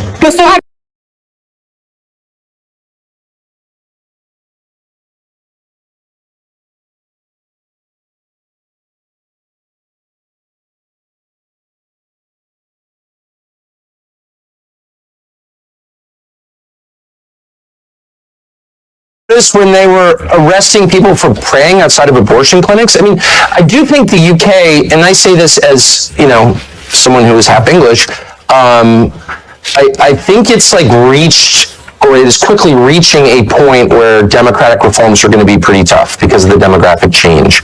And that, of course, the point of importing all these people is to overwhelm the people who live there who disapprove of the programs. You don't have to care what they think because you just bring in new people, and their will becomes all that matters. And so I don't think you're going to fix these things through elections at some point, probably pretty soon. And I just worry a place like the UK, Canada is another, a bunch of different countries in the West are at the point where they're literally revolutionary. They are poised for revolution. And as someone who really doesn't support revolution and hates violence and hates civil war above all, I'm worried about that. I mean, I don't see how this is fixed. Starmer, who's he's just an instrument of larger forces, but he's a poisonous character, obviously, who's really hurt your country. He's in there for, 4 more years. And so you wonder, people are going to start to get really radical in a scary way. I think this is going to happen. And the people in charge don't seem to care. Well, you're already seeing it. You are seeing the anger beginning to manifest itself. And I completely understand the anger. I don't, like you, I abhor any form of violence. But I do understand the anger when you have, Keir Starmer campaign. I'm going to smash the gangs that allow these little boats to come over the channel, delivering tens of thousands of people illegally into the country. And they then get put into these so-called asylum hotels where they're given a pretty good lifestyle. Certainly a far better lifestyle than many people really struggling at the moment in the UK. And of course, far from smashing the gangs, it turned out yesterday that he's smashing new records for the number of people coming in illegally on the boats. It's out of control. And the British public are reaching a point and saying, we are done with people coming in illegally and being treated better in a more comfortable and more luxurious manner than we treat our own people.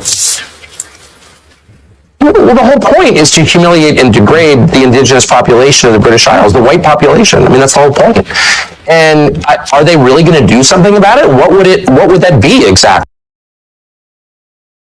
Are reaching a point and saying, we are done with people coming in illegally and being treated better in a more comfortable and more luxurious manner than we treat our own people. Well, the whole point is to humiliate and degrade the indigenous population of the British Isles, the white population. That's the whole point.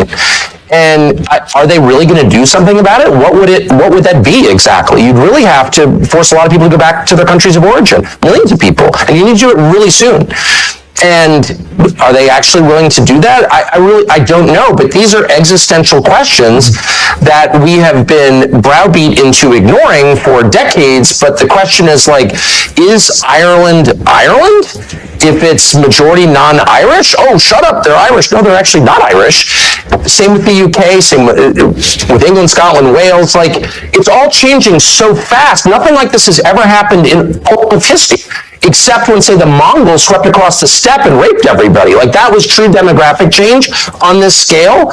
But even that wasn't as profound as what we're seeing in every white country around the world. I would say the West, but Australia and New Zealand also. So, what is that? Now, my brain is not big enough to understand what that is. I have a lot of theories about it, but I don't know if they're true. All I know is what the numbers are, and that's real, and no one feels that he can say it. Everyone's like, oh, well, if that were happening in China or India or Malaysia or Senegal, it doesn't matter. You'd be like, what the hell is that? The population's totally different. Look at graduation. Pick, King's College Law School, and look at the graduation picture for the last 30 years. Who's in it? Just let your eyes tell you the truth for once. This is a total change in population. Is it better? Is it worse? Can't have that conversation. Who's pushing this? Does the population want it? The population clearly doesn't want it. There's no polling that's meaningful on the subject. There's no referendum on it. You don't get to decide. You've got no voice in it, other than you get to go to jail if you complain loudly enough about it. What is this? I think it's the biggest and darkest thing that has happened in the last 1,000 years, for sure. And I think it's leading somewhere really, really bad. It's not happening by accident, that's obvious, because it's only happening in white countries. I think... Don't shut up, white supremacist. In fact, I'm not a white supremacist. Well, I'm just noticing what the hell's going on. I think most people I've spoken to about this in the UK, most people have always viewed the UK to be a very tolerant, multicultural, cosmopolitan place to live. That's why so many people want to come here. And people have no problem with that. And it's been very successful for a long period of time. But it's multicultural? What does that mean? We have a lot of different people from different countries, different cultures, and it's always worked historically. So is Sharia law in a multicultural country? Is Sharia law? What does that mean? We have a lot of different people from different countries, different cultures, and it's always worked historically. So is Sharia law in a multicultural country? Is Sharia law every bit as valid as English common? No, people don't want Sharia law here. No. A lot of people do. Wait, hold on. I don't know what you mean. Multiculturalism itself is the lie designed to subvert a society. A society has a culture. You can argue about what it is or ought to be. It's not necessarily the same as race. It's connected to race, but it's not the same. People from different races can buy into your culture. culture. That was kind of the beauty of the West. But a multicultural society is not sustainable. There's never been your such a society thing. is One about culture will dominate. Hang on, surely the United States of America, given the very way it was created, is the epitome of a multicultural society. And my point I was going to make to you It's absolutely not. It's no. It's a multiracial society. Yeah. Though it was not actually a multiracial society up until pretty recent. It's just like 90% white for most of its existence, but whatever. But you did have different peoples, you had different religions. That was all totally fine, but there was one culture, as American culture. There's no such thing as a multicultural society. It's not sustainable. One culture will overwhelm the other. Again, it's not the same as race. It's not identical to race. It's connected, but it's not the same. But multiculturalism is by definition insane. No, it's never happened. It never will happen. One culture will predominate. It will impose its values on everybody else. I mean, the gay thing, which was not a thing 40 years ago, gay was a slur, all of a sudden becomes multicultural there. There's one culture, and it's required. And that's true in every society, because a culture is a commonly agreed upon set of values, which in their firmest form are called laws. But those values can evolve. It's true everywhere. But those values can evolve. Of course they evolve, but there's only one set of them. It's not multicultural. There's one set. You don't have one God in every society. Sorry. Your country's values were established by the United States Constitution, and that's had, 26, 27 amendments? Right, so your own values, as determined by the Founding Fathers, they have evolved and been changed to accommodate changing time. There's no doubt. Look, I'm not even arguing against change. That's natural. It's natural that people's views evolve. So the culture changes. If you're rejecting the laws of nature, then you're doomed. But let me just say, no, of course, societies change. I get it. All I'm saying, I'm making a very discrete, specific point, which is multiculturalism as an idea is laughably stupid. It has never worked. We never had it anywhere, and it never will exist, because it's contrary to human nature. One culture, one way of looking at things, one worldview will predominate, and it will punish all who deviate from it. That is the nature of societies. So if you're telling me it's determined by the Founding Fathers, they have evolved and been changed to accommodate changing time. There's no doubt. Look, I'm not even arguing against change. That's natural. It's natural that people's views evolve. So those values can evolve. There's one culture, and it's required. And that's true in every society, because a culture is a commonly agreed upon set of values, which in their firmest form are called laws. But those values can evolve. This is true everywhere. But those values can evolve. Of course they evolve, but there's only one set of them. It's not multicultural. There's one set. You don't have one God in every society. Sorry. But your country's values were established by the United States Constitution, and that's had, 26, 27 amendments? Right, so your own values, as determined by the Founding Fathers, they have evolved and been changed to accommodate changing time. There's no doubt. Look, I'm not even arguing against change. Natural that people's views evolve. So the culture changes. If you're rejecting the laws of nature, then you're doomed. But let me just say, no, of course, societies change. I get it. All I'm saying, I'm making a very discrete, specific point, which is multiculturalism as an idea is laughably stupid. It has never worked. We never had it anywhere, and it never will exist, because it's contrary to human nature. One culture, one way of looking at things, one worldview will predominate, and it will punish all who deviate from it. That is the nature of societies. So if you're telling me it's multicultural, we can all live and have radically different values, that's just not true. It's never been true, never will be true. So you're having one worldview predominate over another and dominate and suppress all dissent. That's just what it is. I would point to the United States of America and the United Kingdom as two shining examples, albeit not completely without their flaws, the shining examples of places that are deemed by the rest of certainly feel that about my country. Well, I certainly think that inherent in Christianity is the notion of tolerance, and that draws from a core Christian concept, which is free will. You cannot force someone to convert. There's never been conversion by the sword in Christianity. People decide to believe in it. And so that is central to the religion, therefore it's been central to the society. Western civilization is Christian civilization, and so we call that tolerance. It's a respect for your inherent God-given right to make a choice about what you believe. Okay, so of course, that's always been a feature. My only point is, a society has a commonly agreed upon set of beliefs, rules, and laws that are the definition of the society itself. That's what society is. So you can't have competing. You can't have, gay world and Sharia world living co-equally in a society. That does not happen. It will never happen. So you have to pick one. Are we the Sharia society? Are we the party time gay rights society? Like, which one?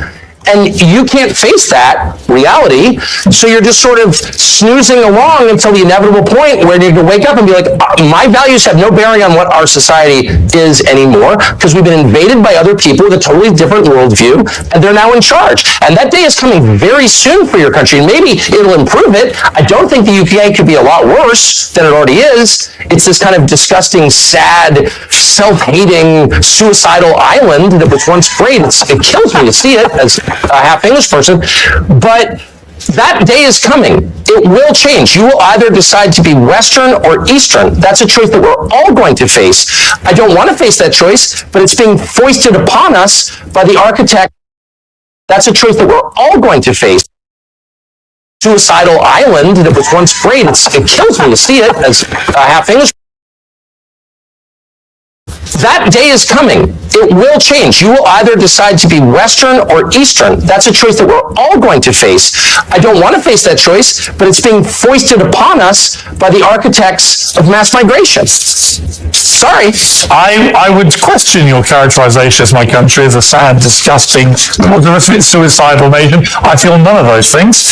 I feel very happy to be in the United Kingdom, and I feel that there are lots of very happy. Our system, the Western system, which is very distinct from the Eastern system, very distinct, and it's distinct on this one precise point, we believe, and have always believed since this country was founded, since your country became, not a pure monarchy, but even when it was a pure monarchy, the belief in the West, because of Christianity, was the worst thing you can do is punish the innocent. That's the worst thing you can do. That's worse than not punishing the guilty. And we often said that to each other. We no longer say that because there is a pretty concerted effort to blur the meaning of these terms. But I'm not going to be deterred from defining words precisely. Terror is murdering people, killing people, punishing people who committed no crime. Period. So when the Israeli government says it has repeatedly that even though over 20,000 completely innocent children are believed to have died in their response to what Hamas did on October the 7th at the hands of the IDF, there are many on the pro-Palestinian side who say that Israel is behaving like terrorists too in the way that they have gone about conducting this war. Would you go as far as to say that? One of the things that I really object to now is this relentless focus on Israel, which, by the way, is a foreign country that I have nothing to do with.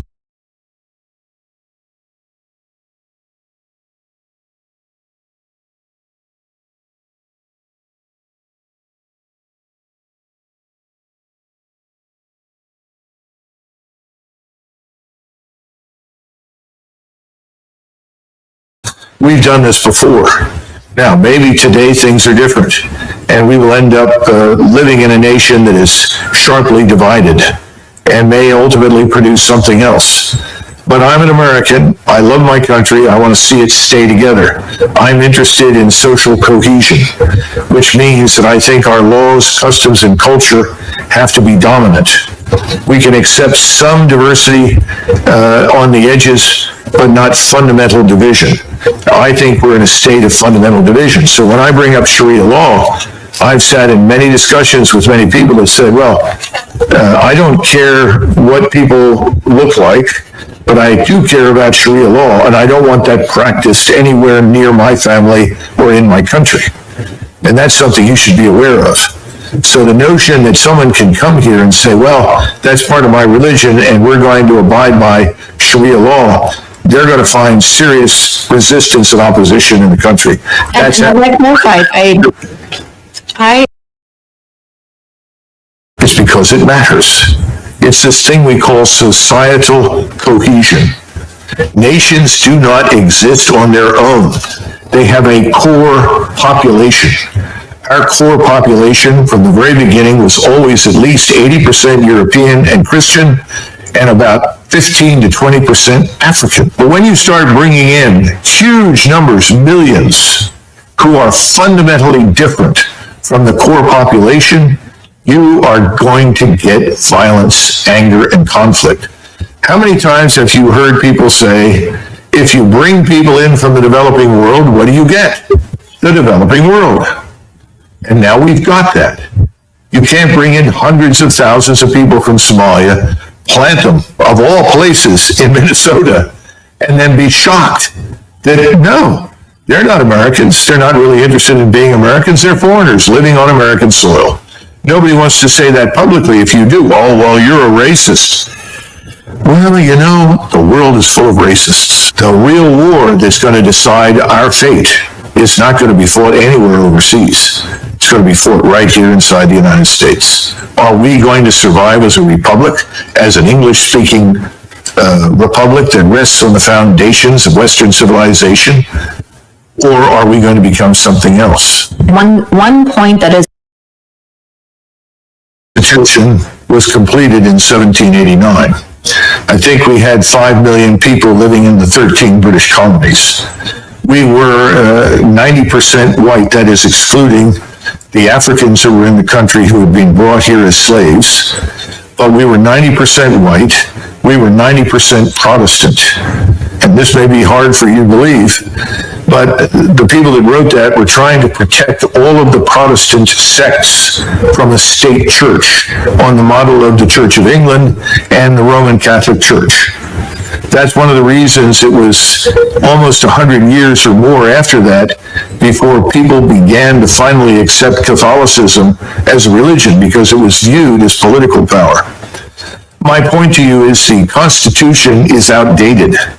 The way we are governed is outdated. It has to be re-examined. Nobody in 1789 imagined that anybody would come to the United States except another lunatic, religious fanatical Protestant who hated the Church of England. That's what people feared. That's what they thought of. The Constitution that we have does many good things, but I would argue that the Bill of Rights is ultimately more important. The Bill of Rights is vital and essential, and that needs to be defended. But the Constitution and the way we govern and the things that we're doing, it's out of date. It doesn't fit our needs. And that's back to my comment on something given has no value. You have to earn it. And we haven't made anybody earn their place in this country. I'm talking about people like me that have been here forever. My first ancestor stepped off the boat in 1681. So we've got to get back to some notion of national service, because national service promotes national integration. It addresses some of these problems that you're discussing. Now, I know that you may not want to conform and may not want to be as I am, but I'm an American and nobody questions that. Nobody ever will. If you don't want to stand out and be questioned, then I suggest that you change your appearance, because I don't think it's life or death for you to wear what you wear. I think this conversation It's not fun, because it's leading to violence that could have otherwise been avoided. You see, every great nation, every large nation can always accept some number of people into its ranks that are different from them. It's always been the case. But if you suddenly import millions, which is what's happened here and happened in Europe, then you threaten the core gene pool. What I'm trying to tell you is there's a problem. And we can all think that there isn't, and you can insist there isn't, but that's the view. And I think it's incumbent upon all of us to address it truthfully and openly. Stop pretending it's not a problem. It's a problem. I mean, what's also a problem is white supremacy, and that's No, because you're saying you're different, you're going to remain different, and you don't think that if that's not compatible with being an American, then the hell with it. That's what you're going to do. well, then what do you make then of, white American people who convert, let's say, to Islam and choose to cover? Are they not American anymore? Listen, if they want to do that, that's obviously their business. I don't know how many are out there that do that. I think, again, it's ill-advised. I think you have to hold the society together. There has to be an agreement on certain things, customs, culture, way of life. And unfortunately, if you're going to practice rigidly a brand of Islam that demands certain things, and this is why I asked right off the bat, do you support Sharia law? I'm a Muslim. What being a Muslim means is I follow the guidelines of my religion, which is a Does your religion dictate to you Sharia law? My religion dictates to me to be a good human being, to be good to my neighbors, to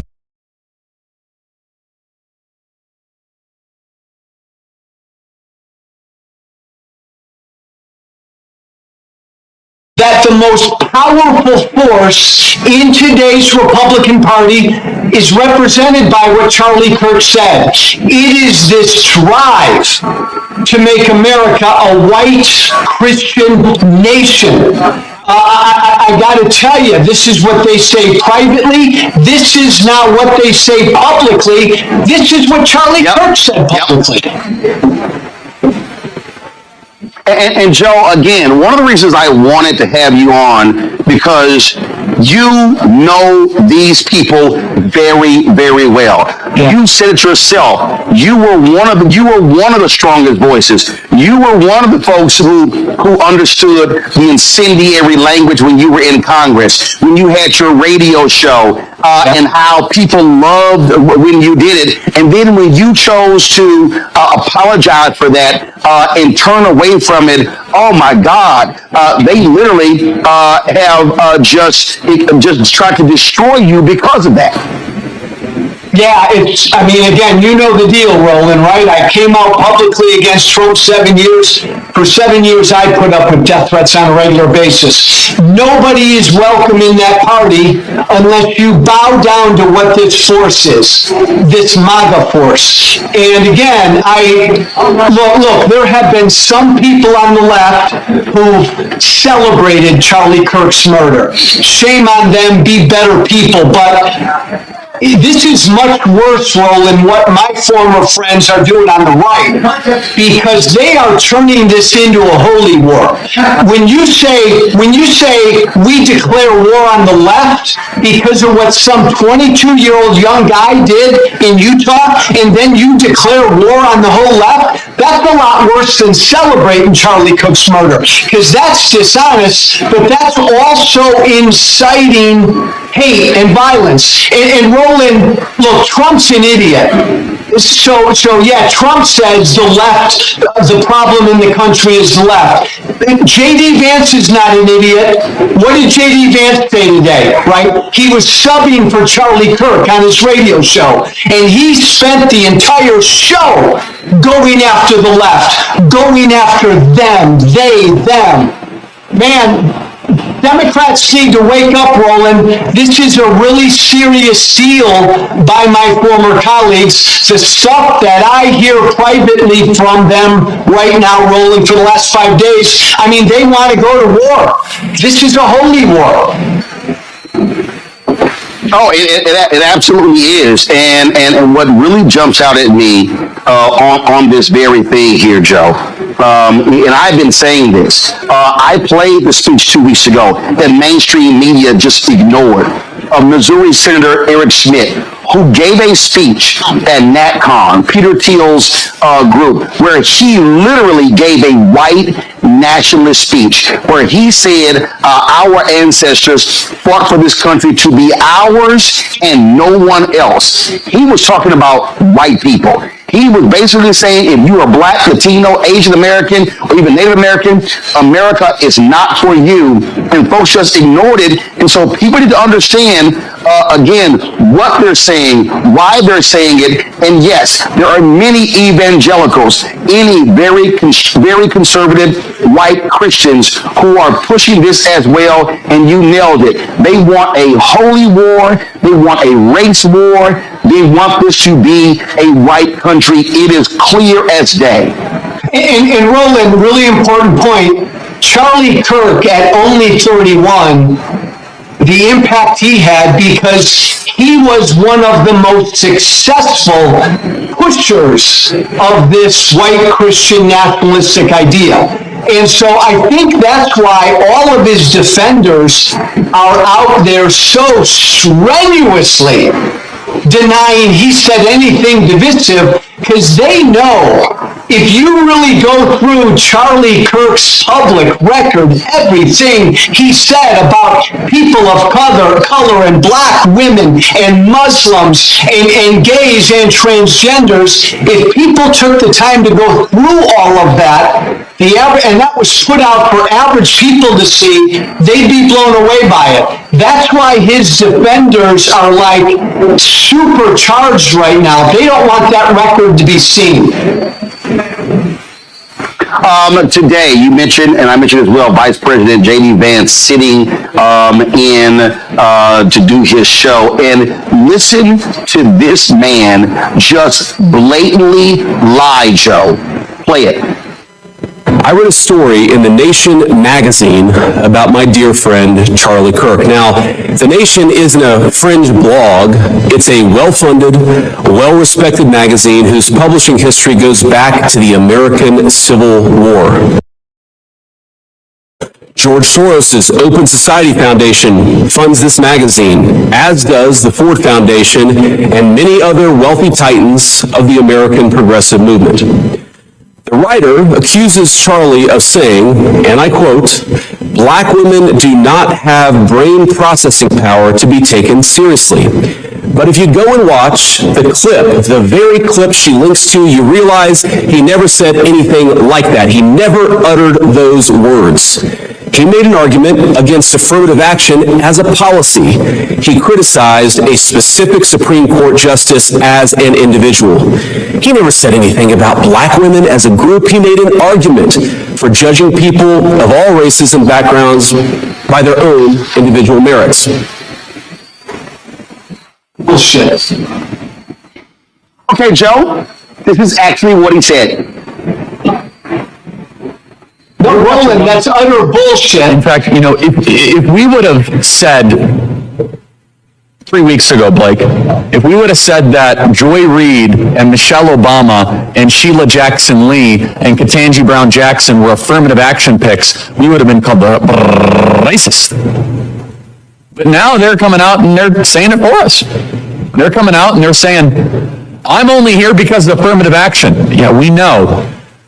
You do not have the brain processing power to otherwise be taken really seriously. You had to go steal a white person's slot to go be taken somewhat seriously. Play cut 52. But I rise today as a clear recipient of affirmative action, and particularly in higher education. I may have been admitted on affirmative action, both in terms of being a woman and a woman of color. All right, Joe, he literally said it. Not only that, Vance lied. Soros does not fund the nation. So he sat there and flat out lied. And Roland, remind me, what's J.D. Vance's job? He's the vice president, and yet he had time today to do a radio show for a former right-wing podcaster. I mean, look what they're not even, Roland, they're not even subtle about it, what this White House is doing. They believe, man, the path to victory is fear, hate, and division. And that's what they're putting out there. That was Charlie Kirk literally going after 4 accomplished black women by saying they didn't have the brain power to get where they got. This is what he believed. And this is what MAGA believes. And that, again, Roland, broken record, that's why Charlie Kirk was so damn successful. Why he had such a big audience. Yeah, and not only that, you take Nick Fuentes, who's to the right of Charlie Kirk. The night of or the day after Kirk was shot and killed, Fuentes had 200,000 people watching him live. And so what you have this fervor. And so when I listen to Trump and Vance and all these people talking about, oh, how the left, they're indoctrinating. No, and you know this very well, the indoctrination. We've had people who formerly are with Turning Point USA put out videos talking about how it was really this cult-like figure, this messianic figure that they sort of set Kirk up as, and how they want them to follow that. And so that's what's going on here. These people are not trying to have open dialogue. And not only that, Joe, you take Trump, okay? Trump was very clear in saying he was not going to call Governor Tim Walz after those 4 folks were shot in Minnesota. 2 were killed, including former Speaker of the House and her husband. Now today he's saying, oh, he never even heard of Melissa Hortman, and if the governor had asked him, he would have, of course, lowered the flags to have staff. I'm sorry, he's also lying. He knew about her. He knew about the shooting, but he was so arrogant that he said, oh, 2 Democrats, a Democrat Speaker of the House, shot and killed? Yeah, I don't care, but lower the flags to have staff with Charlie Kirk. Flies body on Air Force 2. Do a memorial service at the community center. Do another one at the Arizona Cardinals Stadium. Give him the Medal of Freedom. And I'm telling you, they're going to give him a state funeral. That's what you're seeing right now. And then you got Peter Hegseth going after members of the military who said anything negative in the aftermath of his death. You've got Kirk supporters creating a database of people of every social media post, and then even Vance saying in the podcast, you call their employer. So the so-called free speech people all of a sudden are saying, if you say anything negative about Charlie Kirk, after what took place last week, we're going to come after you, come after your job. Oh, I thought they hated cancel culture, Joe. Yeah. Roland, I remember back in my right-wing radio days, I would come on every day, and there was always some story about some leftist group on a college campus that couldn't handle speech that made them uncomfortable to say. Roland, this is scary, and you and I are old enough, man, to remember huge figures in American history who were gunned down, struck down, military leaders, civil rights leaders.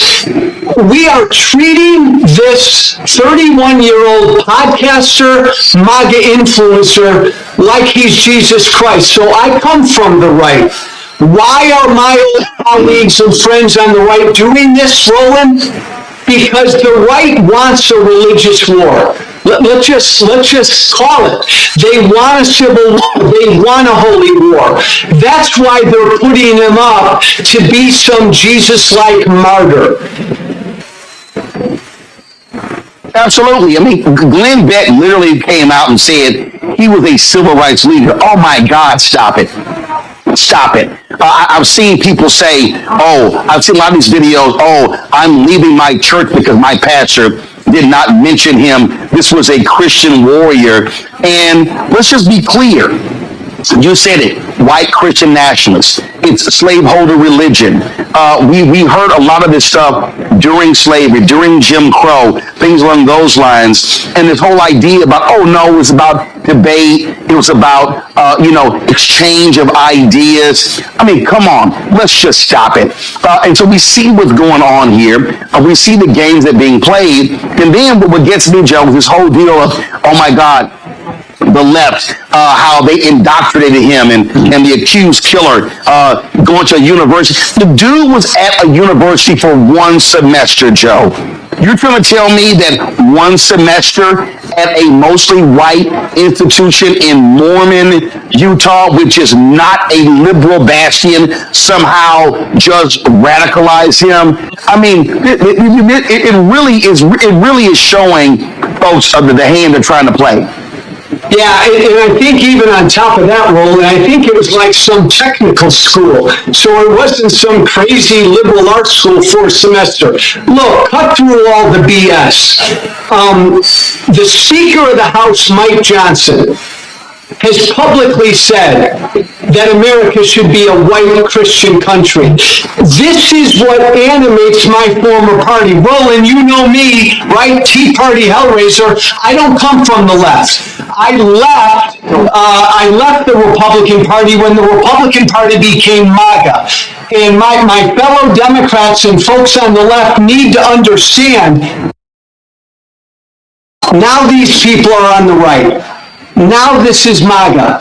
MAGA now are the snowflakes. MAGA, Roland, they now need their safe spaces. It's funny, but it's not funny. And you're right about J.D. Vance, man. He just flat out lied. I mean, the last 30-year history of political violence in this country, the vast majority of it is right-wing. It always has been. And they put out this lie that it's only on the left. It's not even, Roland, a both sides problem between the left and the right. There is political violence on the left, but the vast majority is on the right, and they know that, and they're lying because they're trying to inflame their base. And Roland, I hear from their base every day, and let me tell you something, they are inflamed. I mean, they are ready to march and grab their you-know-what. This is a scary time. It is, and folks need to understand what is certainly at stake. Joe Walsh, I appreciate you joining us on the show.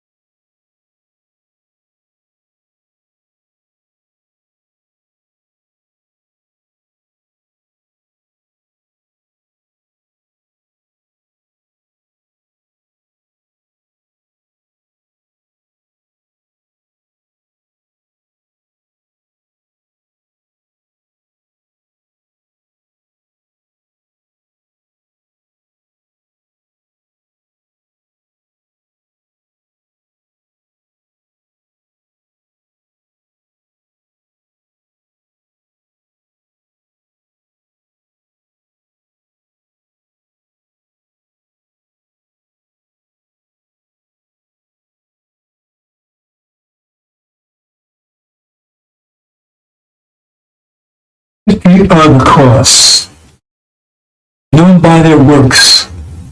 What's the history of the cross? Behind the history of the cross, murder, rape, destruction, deception, enslavement, burning, terrorizing. To maintain a slavery system, you must terrorize the people 24/7. They terrorize people from Africa and America for 400 years. Constant terror, 24/7, rape, murder. In the name of Jesus. This was Christians, not Buddhists, not Hindus.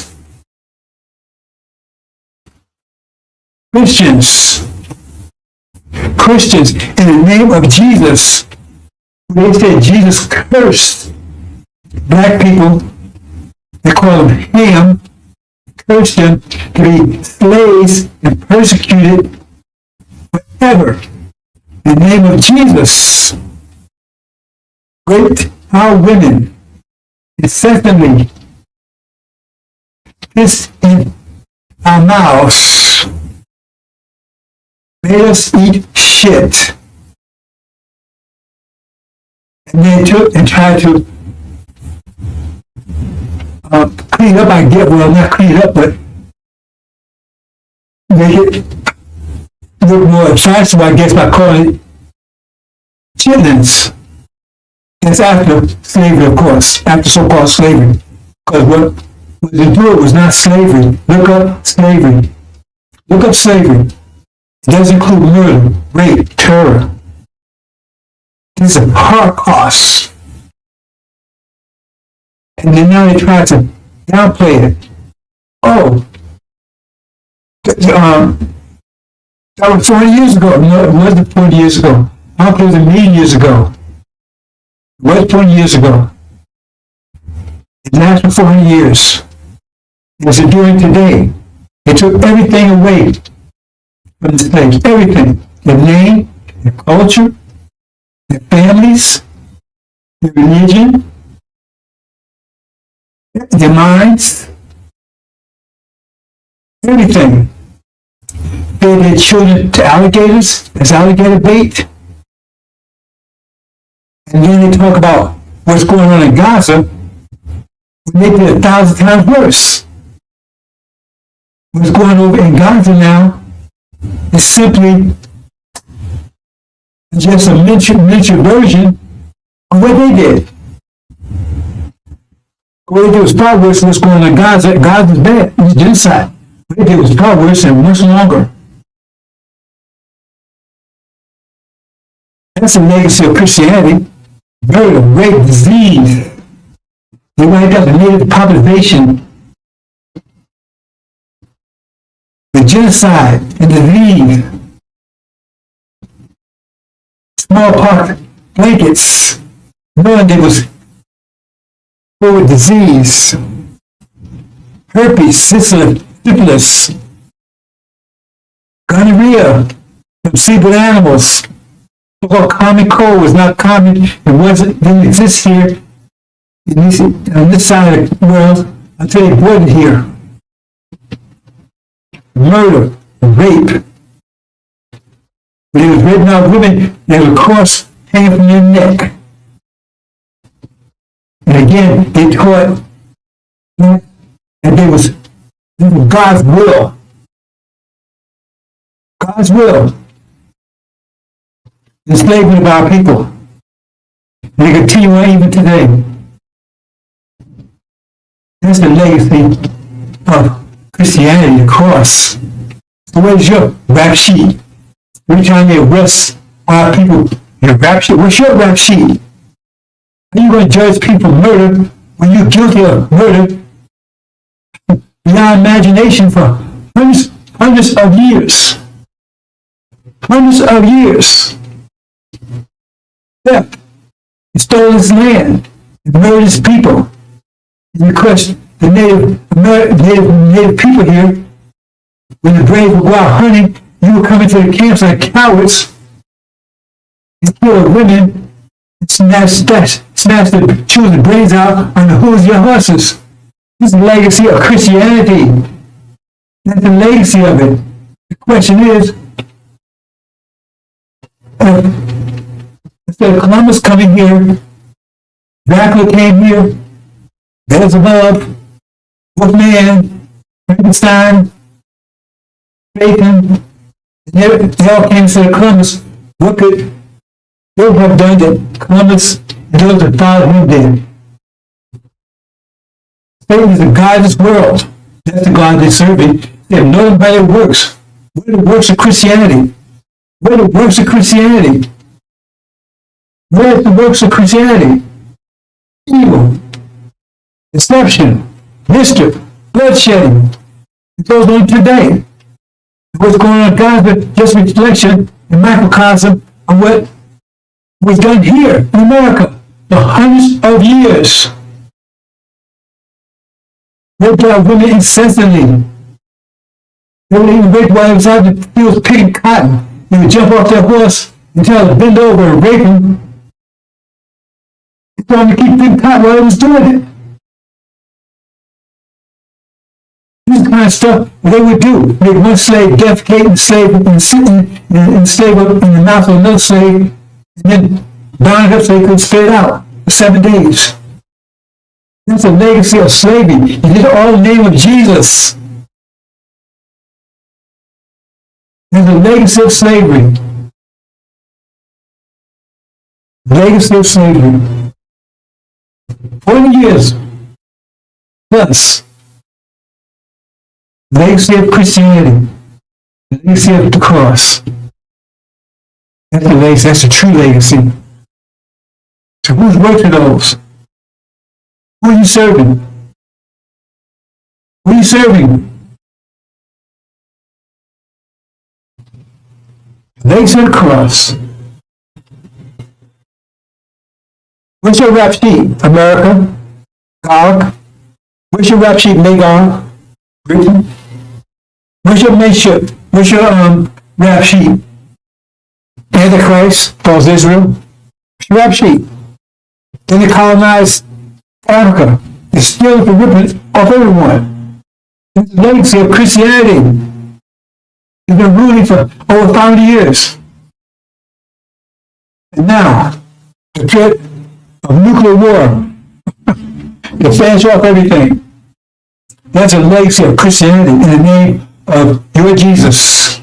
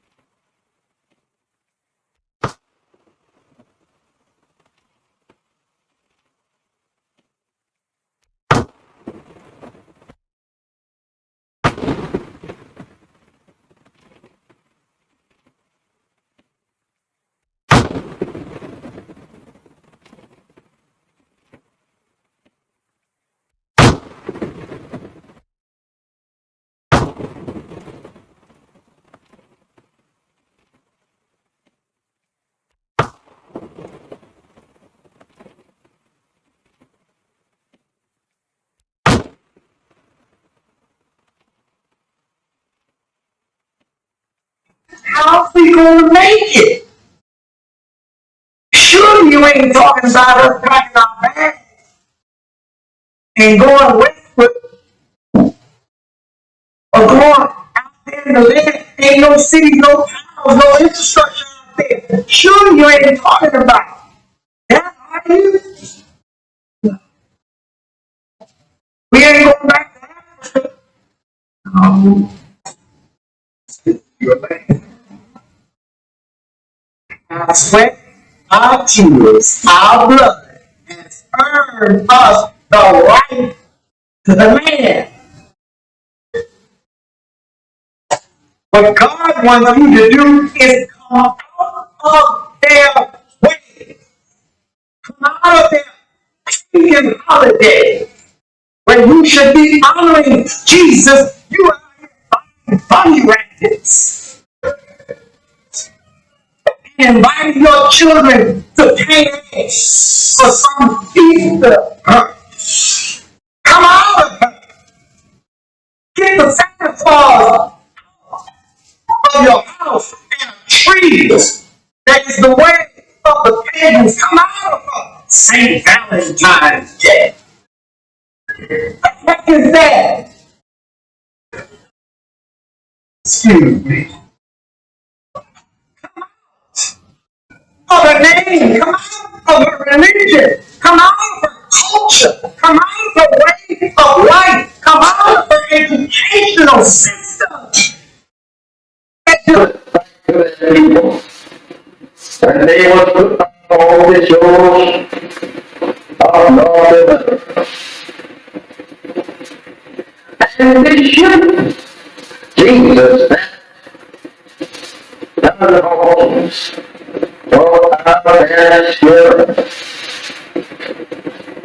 They stood and said, it is a parent behold, I watching to return. With their hands stretched out towards that ship, and hiding chains themselves bound together.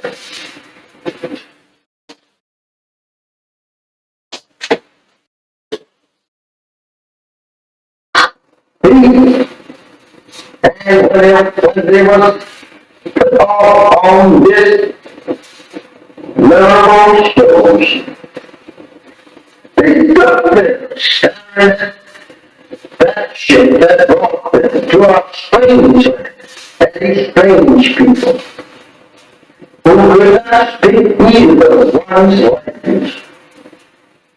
Now they have to live in a strange country and strange people who have proven to them every vow from their native land that they were going to be the West Indians that they were living with. They were going to be the people that were destroyed. They soon discovered that all this ship that they were being brought here. I don't know how we should say anything in the name of Jesus of good for us. When this ship was made of Jesus, this is how that we have always been deceived by the white man. Trying to use Jesus, the name Jesus, to our off in a mental sleep, thinking that we all are believing this is church. My brother, this is very hard for us to people to accept today. Imagine our parents standing in front to return to that native land and people and you yesterday. Trying to save the best minutes that brought our fathers in subjection to that will. You and I, turning away from your ordinary plan and turning it back towards our prison house and our and who have destroyed us and seeks to destroy us. How do you feel? How do you feel? Not wanting to return to your feet. They're trying to make love with the very people that destroyed you in your past. Do you feel? Acting so. And even today, they are beating and shooting you down throughout the country. There is no justice here for you and me. Why could not be what can be separated and be returned to your I think that push. They go to your parents on the eastern shore of North crying and praying to God to be returned to that home 400 years ago.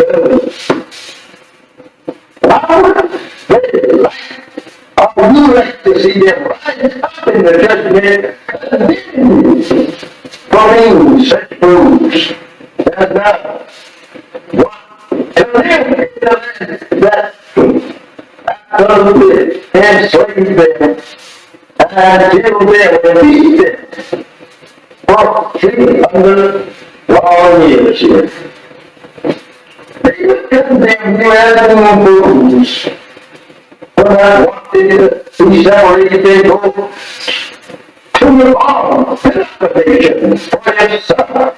The white man said you opened. Remember that.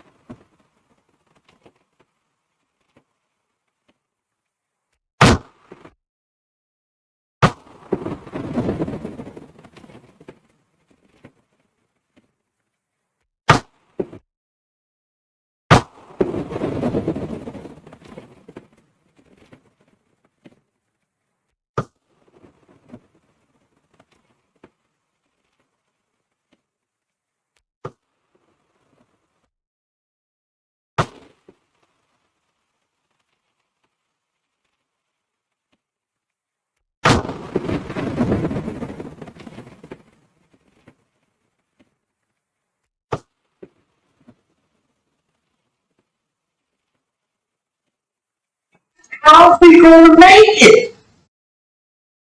Sure, you ain't talking about us packing our bags and going westward or going out there in the land. Ain't no cities, no towns, no infrastructure out there. Sure, you ain't talking about. No. We ain't going back to Africa. No. This is your land. Our sweat, our tears, our blood has earned us the right to the land. What God wants you to do is come out of their way. Come out of their pagan holidays where you should be honoring Jesus. You are here bunny rackets and inviting your children to pay eggs for some Easter. Come out of it. Get the Santa Claus of your house and a tree that is the way of the pagans. Come out of St. Valentine's Day. What is that? Excuse me. Come out of a name. Come out of a religion. Come out of a culture. Come out of the way of life. Come out of the educational system. When they were put on all the shores of North and the ship, Jesus none homes, no their spirit. They stood and said, it is a parent in the old wisdom. I wanted to return with the hands stretched out towards that ship and tiding chains themselves bound together.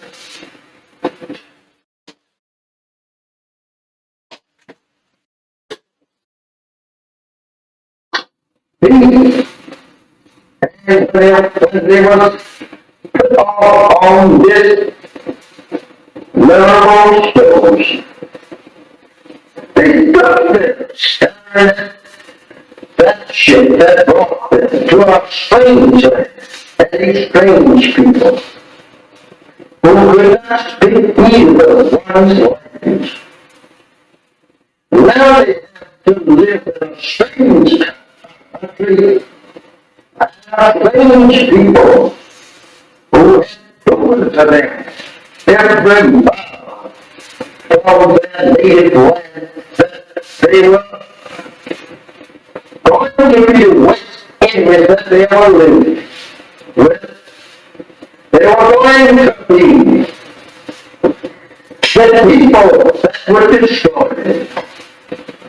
They soon discovered that all mischief that they were being brought here. I don't know how we should say anything in the name of Jesus of good for us. But this was named Jesus. This is that we have always been deceived by the name Jesus. The name Jesus to our in a mental sleep, thinking that we all have to leave it. This is church. My brother, this is very hard for us to people to accept today.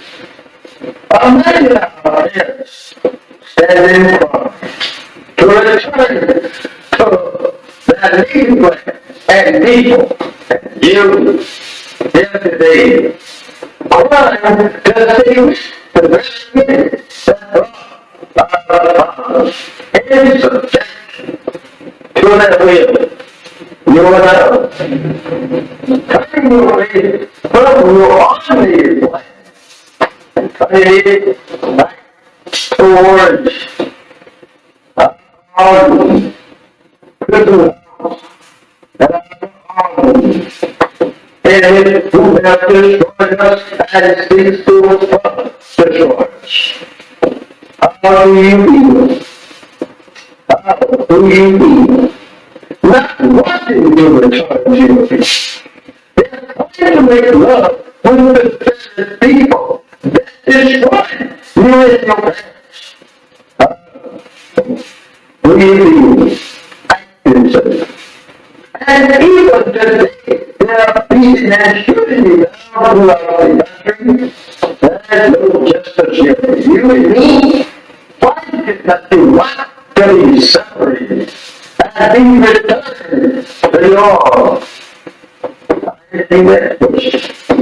Take over your parents on the eastern shore of North crying and praying to God to be returned to their arms 400 years ago.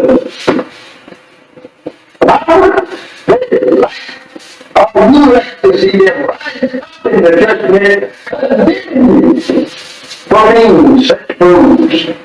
And now, what to live in the land that absolutely enslaved them and killed them and beat them for 300 long years here. They would condemn you as fools. When I wanted to be separated people to your arms, to occupation for your son. So I said to you, remember that.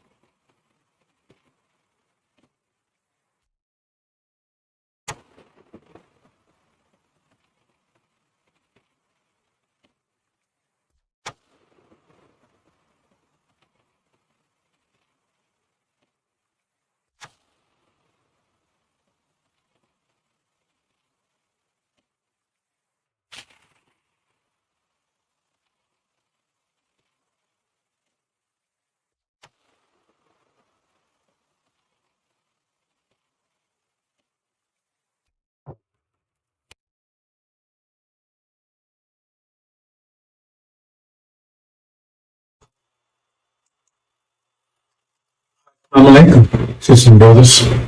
Salman Rahim here, Bachelor Covenant. Okay, brothers, this has been a year now, and found him home after 40 years in Arabia. I'm reporting to you from Arabia. Found him home after 40 years. So it's been a year now. There was an agreement made from slave master. He said, your choice. Stay here or leave. Right? So we chose our inheritance, Arabia. So we left. If the original people decided they wanted to give up the inheritance and traded for a place in America, reconciliation with their former slave master. It's their choice. They chose. We don't want to go over to Arabia. We don't go over to sand and all that stuff. We want to stay here in America. We've been here all our lives, been here 40 years, born here, right? And we can make peace with a slave master. Okay, so they decided to stay. And so after a year, right, we get reports of how things are going over there. And that sounds too good. How things are going over in America with their reparations. Because they was given 6 states, I believe.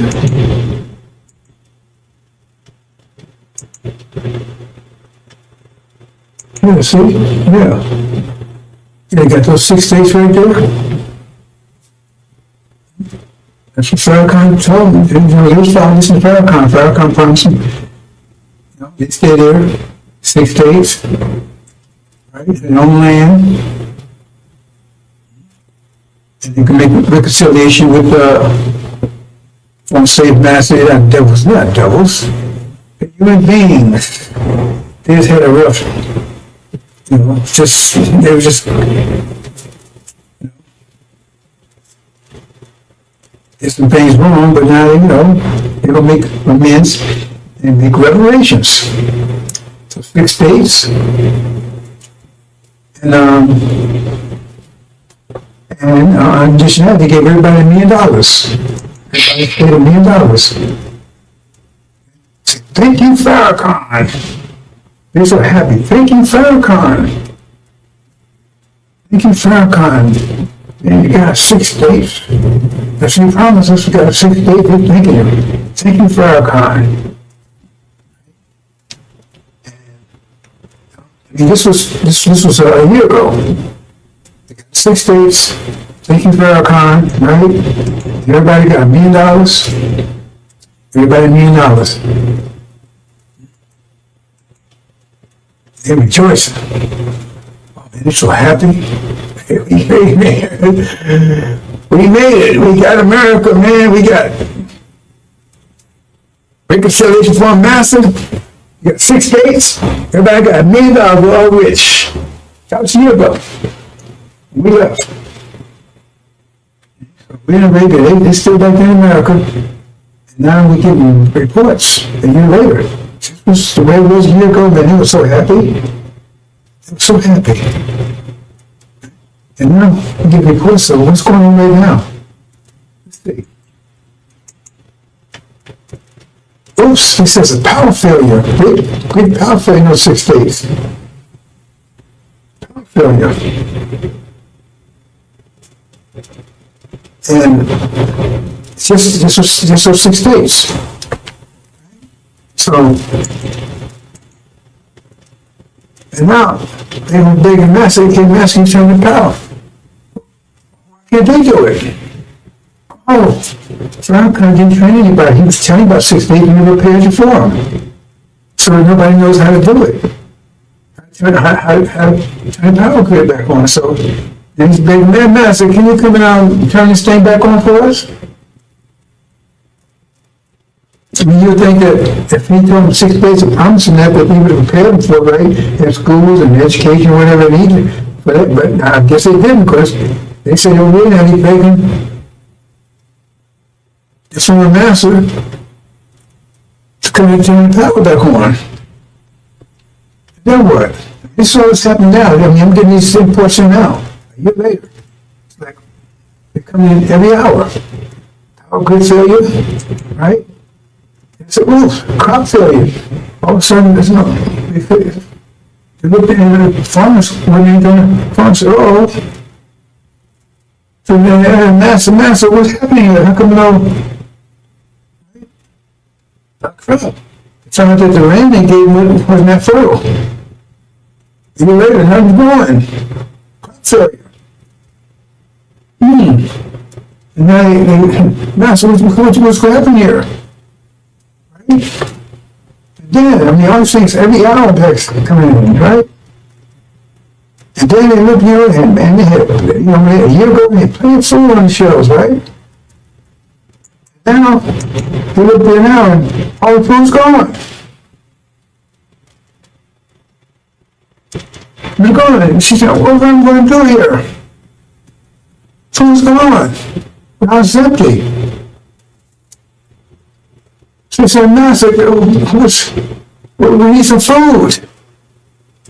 Well, how come you can't put your own food? I mean, you want your own country.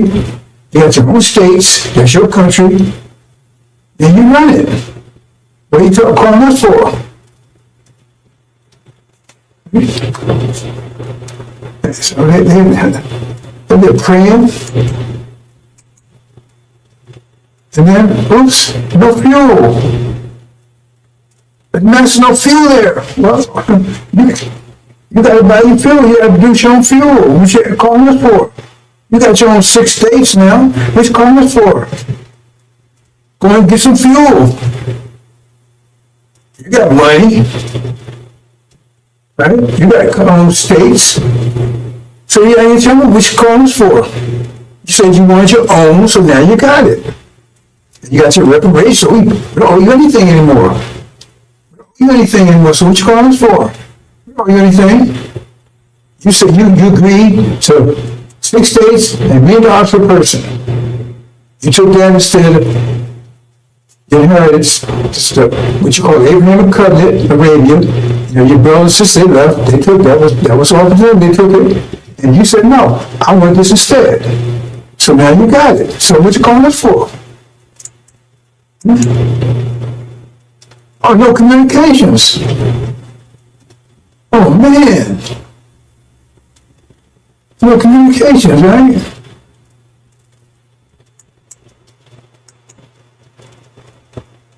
No medical facilities. So what's going on? Now I said, wait a minute, hold on here. What's you calling us for? That's you. You gotta handle that stuff. You want us to handle it for you? You want independence, now you have it. I mean, wow, this stuff's coming every hour, and instead of like a year, they were celebrating. And now they're crying, begging the master of grace. Look at all these problems here. So wait a minute, that's your what comes about your problems. You have to work those out. No transportation, I mean, no planes on nowhere. About fly a plane and drive trucks and boats and stuff, and you go and get this stuff. What you got us for? You wanted this, you got it. So go ahead and get to train your own pilots, build your own planes, build your own boats, and right? You see what I'm saying? Transportation, build your own trucks. What you got us for?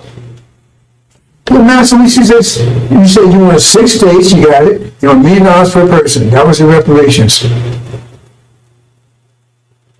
So that if you never pay people to take care of this, how's that our problem? You're independent now. You're really free now. Oops, no fuel, the gas station's empty. I can't drive, eh? No gas. Yes, wow. All this stuff happened like for a year. They thought everything was great, and all of a sudden everything ran out. So guess what happened? Everything was good when they got it, and it ran out. They had to replace it, the fuel, the farms going. So they was left with that stuff. The factories full, houses full, and you had to keep, they thought that was just going, I guess they thought it was just going to be there, just by itself. They didn't prepare for it.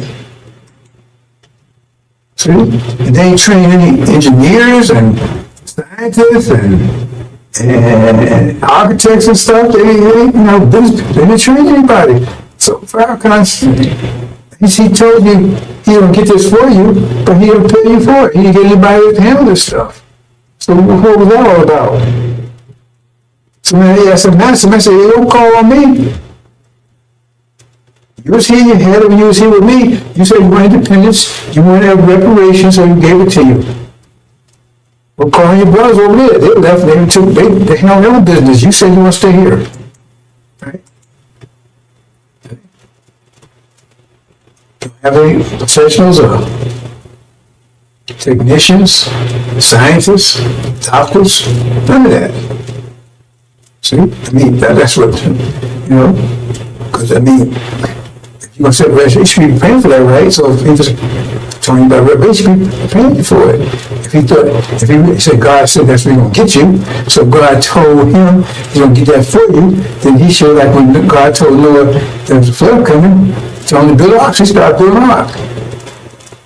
And so you should start preparing for the 6 states, and the reparations, apparently you didn't. So now, it does look, hold it. We want total separation, we don't want you call us no more. We don't want you call us no more. Because you're wearing us. You run your own country, you got your own land, right? You got money, me and us, already got all this stuff, right? So now we got to protect your money and everything too? No, you have to create your own money. You have to do all these things, your own wealth, not ours. Right? So we're going to cut you off from that too. That's all economics. So they're going to tell all the people, all the white folks, right? Because all the black folks, all the black folks is either in Arabia or in those 6 states. That's the solution. It'd be one way or the other. There could be no integration, that kind of stuff. That's the deal. You said one or the other. So all the black folks are here, no integration, that kind of stuff. Right? Was it one or the other? So they're there. So they said, okay, right? So they just say, we want to take that money because we don't know what y'all do over here. You have your own money yet for your own wealth. So they do is they tell all the white folks, say, protect your money. Right? Transfer your money into gold. Transfer all your dollars into gold. Now remember, they gave everybody $1 million a piece. So everybody got $1 million a piece, right?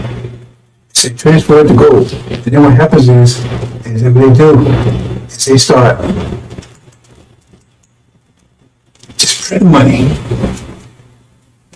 Just start printing money. You understand what that means? It's inflation. Because if you got $1 million of gold, $1 million ounces of gold, say $1 million ounces of gold, understand this, and you got $1 million certificates, then you say each certificate is worth 1 ounce. If you got $1 million ounce, each certificate is worth 1 ounce. Understand that? You got $1 million ounces of gold, and you got $1 million certificates. Each one of those certificates is worth 1 million. If you want to say trade with the certificates, each one of the certificates is worth 1 ounce of gold. But if you take and print, say you got $1 million ounces of gold, and you got $1 million certificates. Each one, but say you print twice as many certificates, you got 2 million. Well, then each certificate is only worth 50 cents now. You got to connect that to the gold. You print 4 times, then each one is worth a quarter. So the more you print, the less they work because those certificates have to equal what the gold is. See, so the more you print money, the less, right? The less they're worth. So if you print twice as much money, right, then less gold. You understand? So a dollar is worth an ounce of gold. That's right. Then if you print double that amount of dollars, then each one's worth half an ounce. You understand? That's printing money without increasing your wealth does. That's inflation. So what happens is, they keep printing. They get down to where $100 is worth a penny. See, that doesn't affect their people. They try to protect their money because they transfer their money to gold. So gold still has its value. It's just the dollars don't. Still got the same amount of gold. But the dollars, they get down to a penny.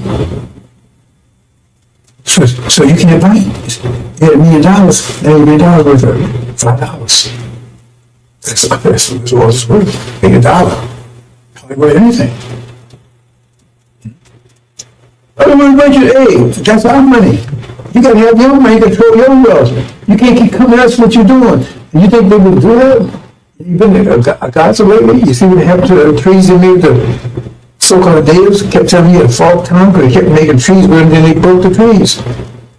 They took their land and genocide everything else. But no, they wouldn't do that to you. See? Because now you have your money's worth nothing. They haven't lost anything. Because once that money's worthless, it's no good, right? Then you burn it up, it's all it was, it's worth nothing.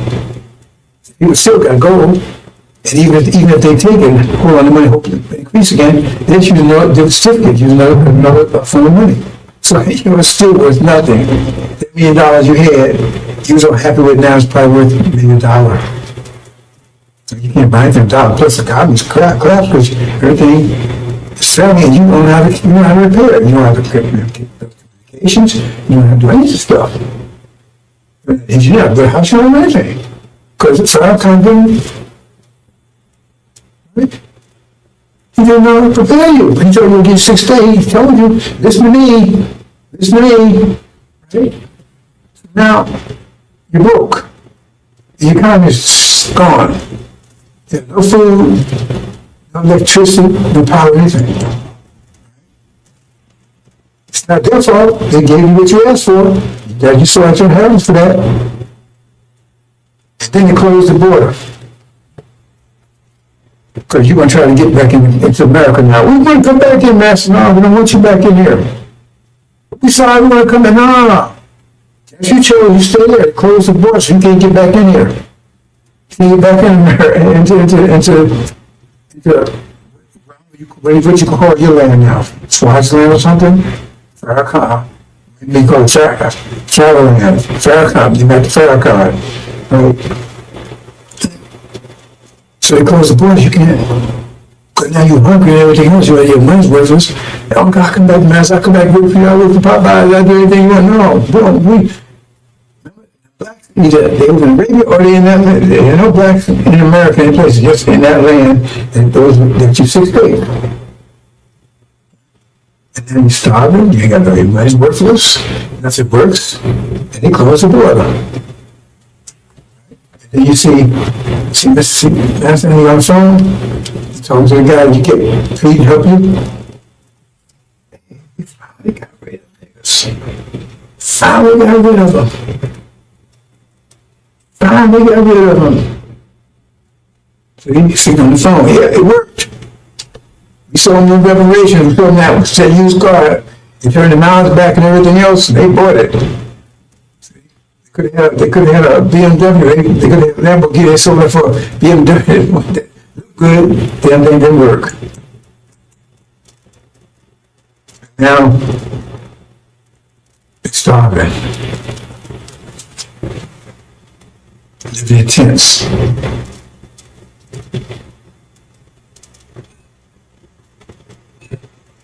Praying.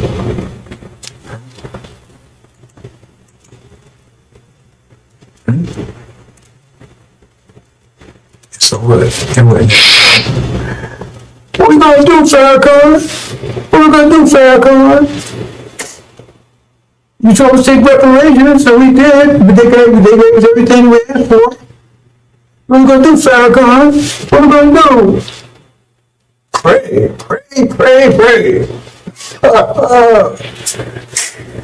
That's his answer. Pray, pray, pray.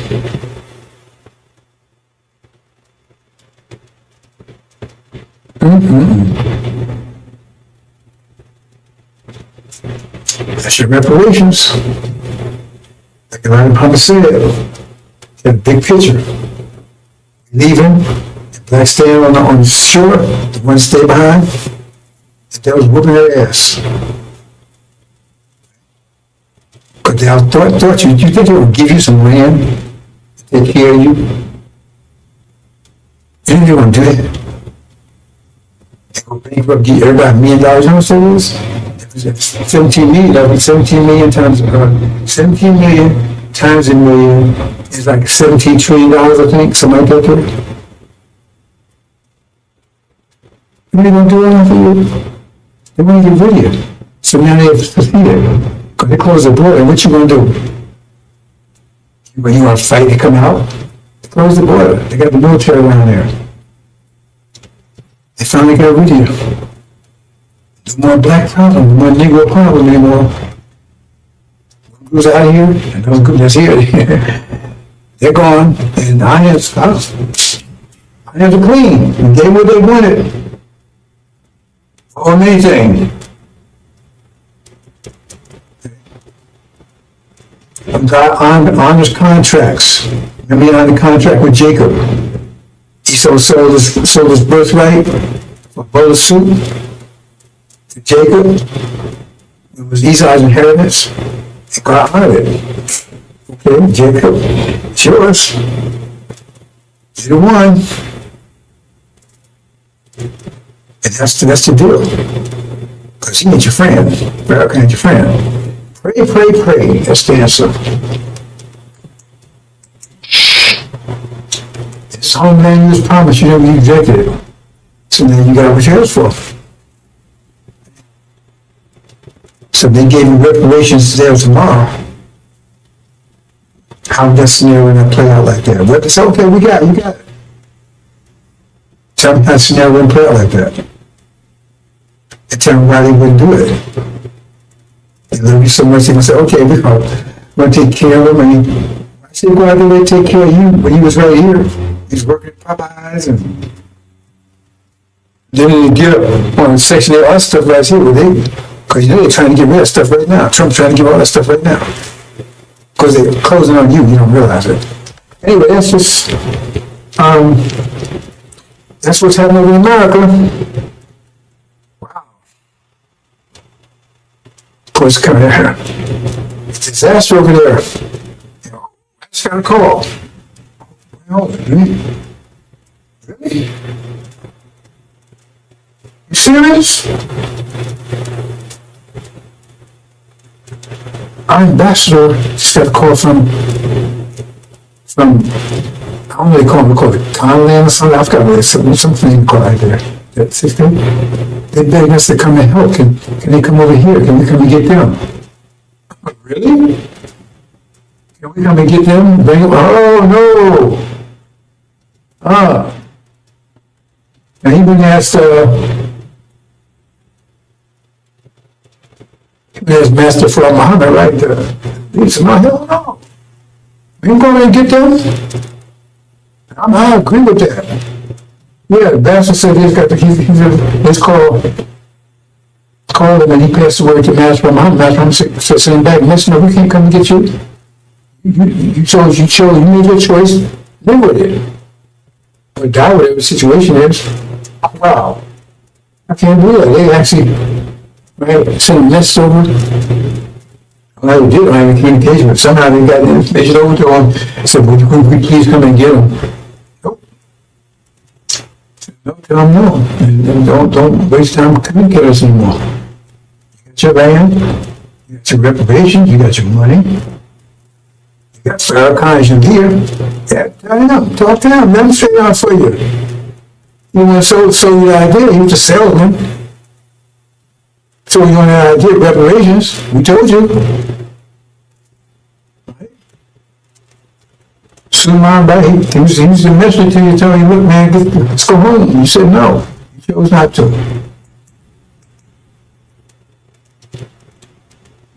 Okay. Okay, well, since that's a side story, I guess that's it. Is that it? Well, they're not getting more reports.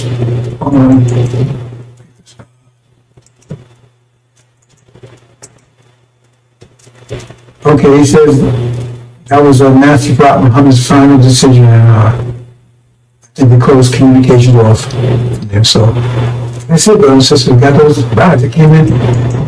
All that came in today. I mean, that came in fast. After a whole year. Total collapse.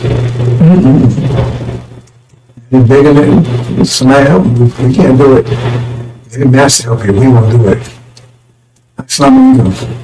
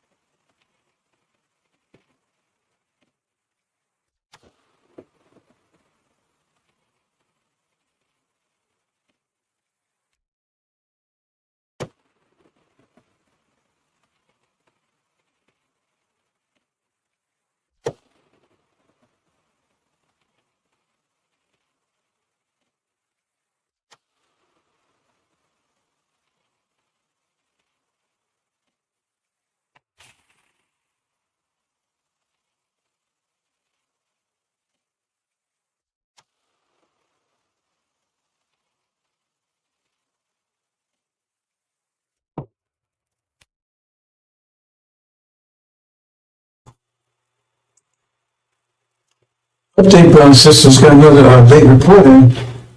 They said, well, if you won't come and get us food, we at least send some food. They begged them, please send some food.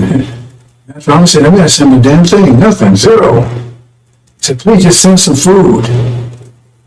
Just got that in. He says, if you can't come and get it, please send some food. He says, no.